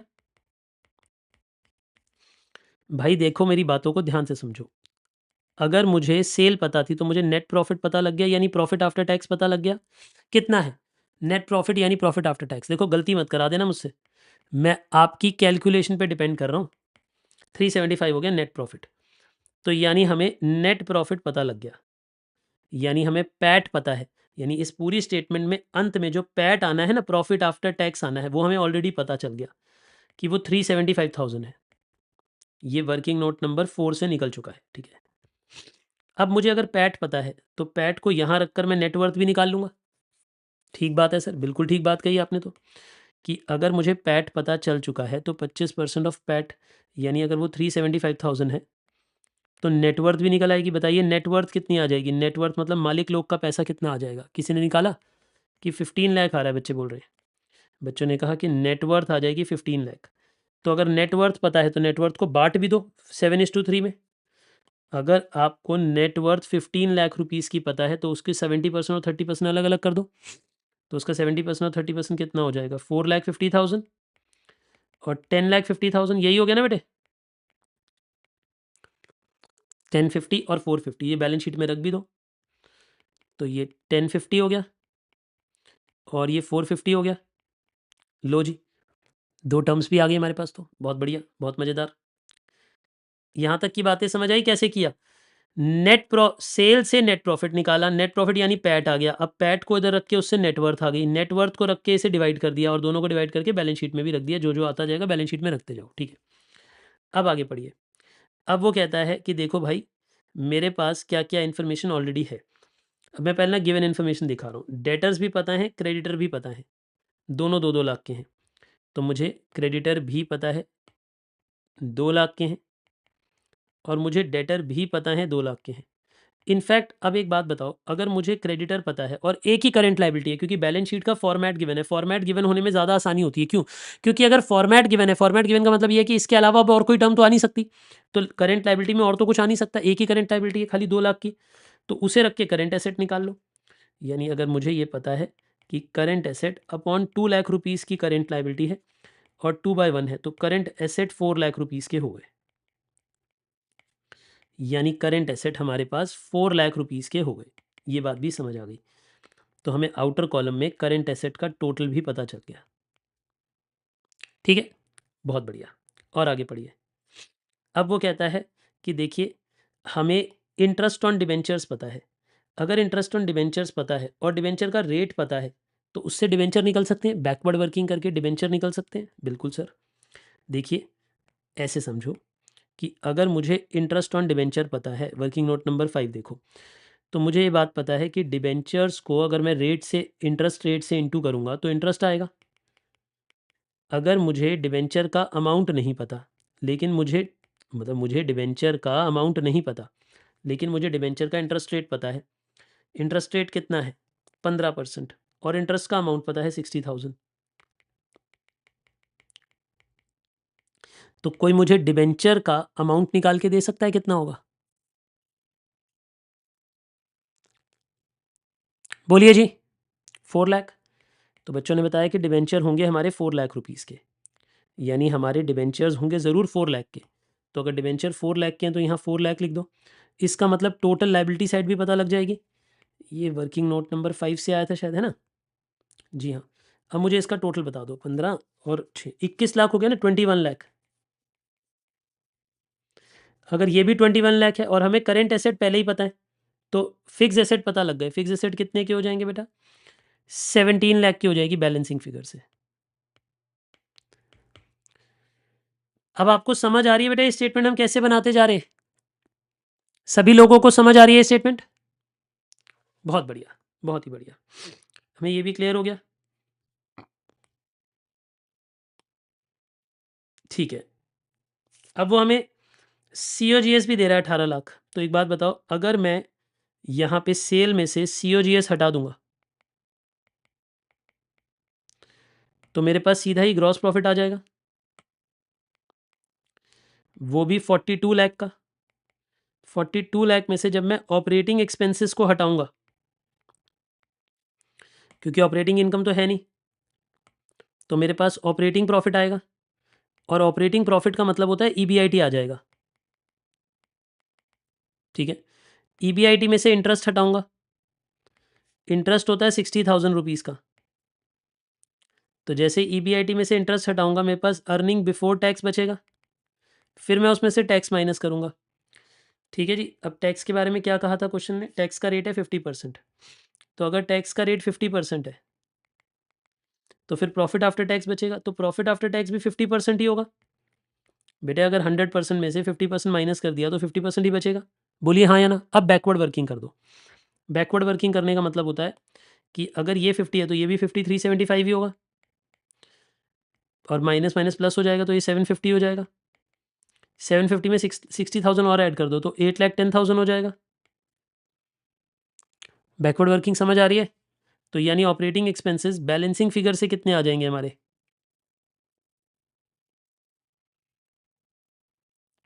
एक बच्चा कुछ और ही कह रहा है। 33,90,000 आ जाएंगे। यार देख लो, कैलकुलेशन आपकी है, मैं नहीं कर रहा कैलकुलेशन। कैलकुलेशन ठीक से कराना, कोई गड़बड़ मत करा देना क्वेश्चन में। तो ये ऑपरेटिंग एक्सपेंसेस हो गए। ठीक है। अब हमारे पास यहाँ की एक चीज़ रहती है कि स्टॉक पता लग जाए तो कैश पता लग जाएगा, है ना? तो उसके लिए उसने क्या बोला है? स्टॉक टर्नओवर रेशियो 12 है। Stock turnover ratio. तो एक बात बताओ, working note number 6, stock turnover ratio, stock turnover ratio मतलब एसटीआर मतलब सीओजीएस बाय एवरेज स्टॉक। अगर ये 12 टाइम था और सीओजीएस कितना था, सीओजीएस था 42 नहीं 18 लाख, सॉरी ये था 18 लाख, तो हमारे पास एवरेज स्टॉक कितना आ गया, यानी एवरेज स्टॉक यानी क्लोजिंग स्टॉक भी उतना ही मान लेंगे 1,50,000 का, तो एवरेज स्टॉक 1,50,000 है। तो अगर मैं यहाँ पे 1,50,000 लिख दूंगा तो कैश बैलेंसिंग फिगर से आ जाएगा 50,000, क्योंकि इन तीनों का टोटल 4 लाख बनना चाहिए, इन तीनों का टोटल 4 लाख बनना चाहिए। तो अगर मुझे इन सब का टोटल पता है 4 लाख, तो उसमें से फिर कैश बैलेंसिंग फिगर से आ जाएगा। क्या आप सबको ये बातें क्लियर हुई? कुछ हद तक ये चैप्टर क्लियर हुआ? जल्दी बताइए बेटे, क्या आप सभी लोगों को लगता है कि ये चैप्टर काफ़ी हद तक क्लियर हो गया? अब इसके जितने भी क्वेश्चन मैंने आपको दिए हैं कृपया करके कर लीजिएगा। मैंने इनके सॉल्यूशंस भी आपको प्रोवाइड किए हैं, ये हैंड रिटन फाइल भी मैं आपको दे दूंगा। कोशिश करना कि कल सुबह उठ के सबसे पहले इस चैप्टर को ख़त्म करना। कल हम अगली क्लास लेंगे, कल से मैं क्लास 5:30 वापस लूँगा। आज मेरे को कुछ काम था इसलिए मैंने लेट ली थी क्लास, कल से मैं 5:30 क्लास लूँगा, ठीक है? Take care, love you all, अपना अपना ध्यान रखें, बाय बाय। और एक काम करना है कि आपने ये अपने सब दोस्तों के साथ शेयर करनी है, मेरे लिए इतना काम ज़रूर किया कीजिए, ठीक है? और कमेंट कर दिया कीजिए। बाय बाय बेटे, take care, I will see you tomorrow.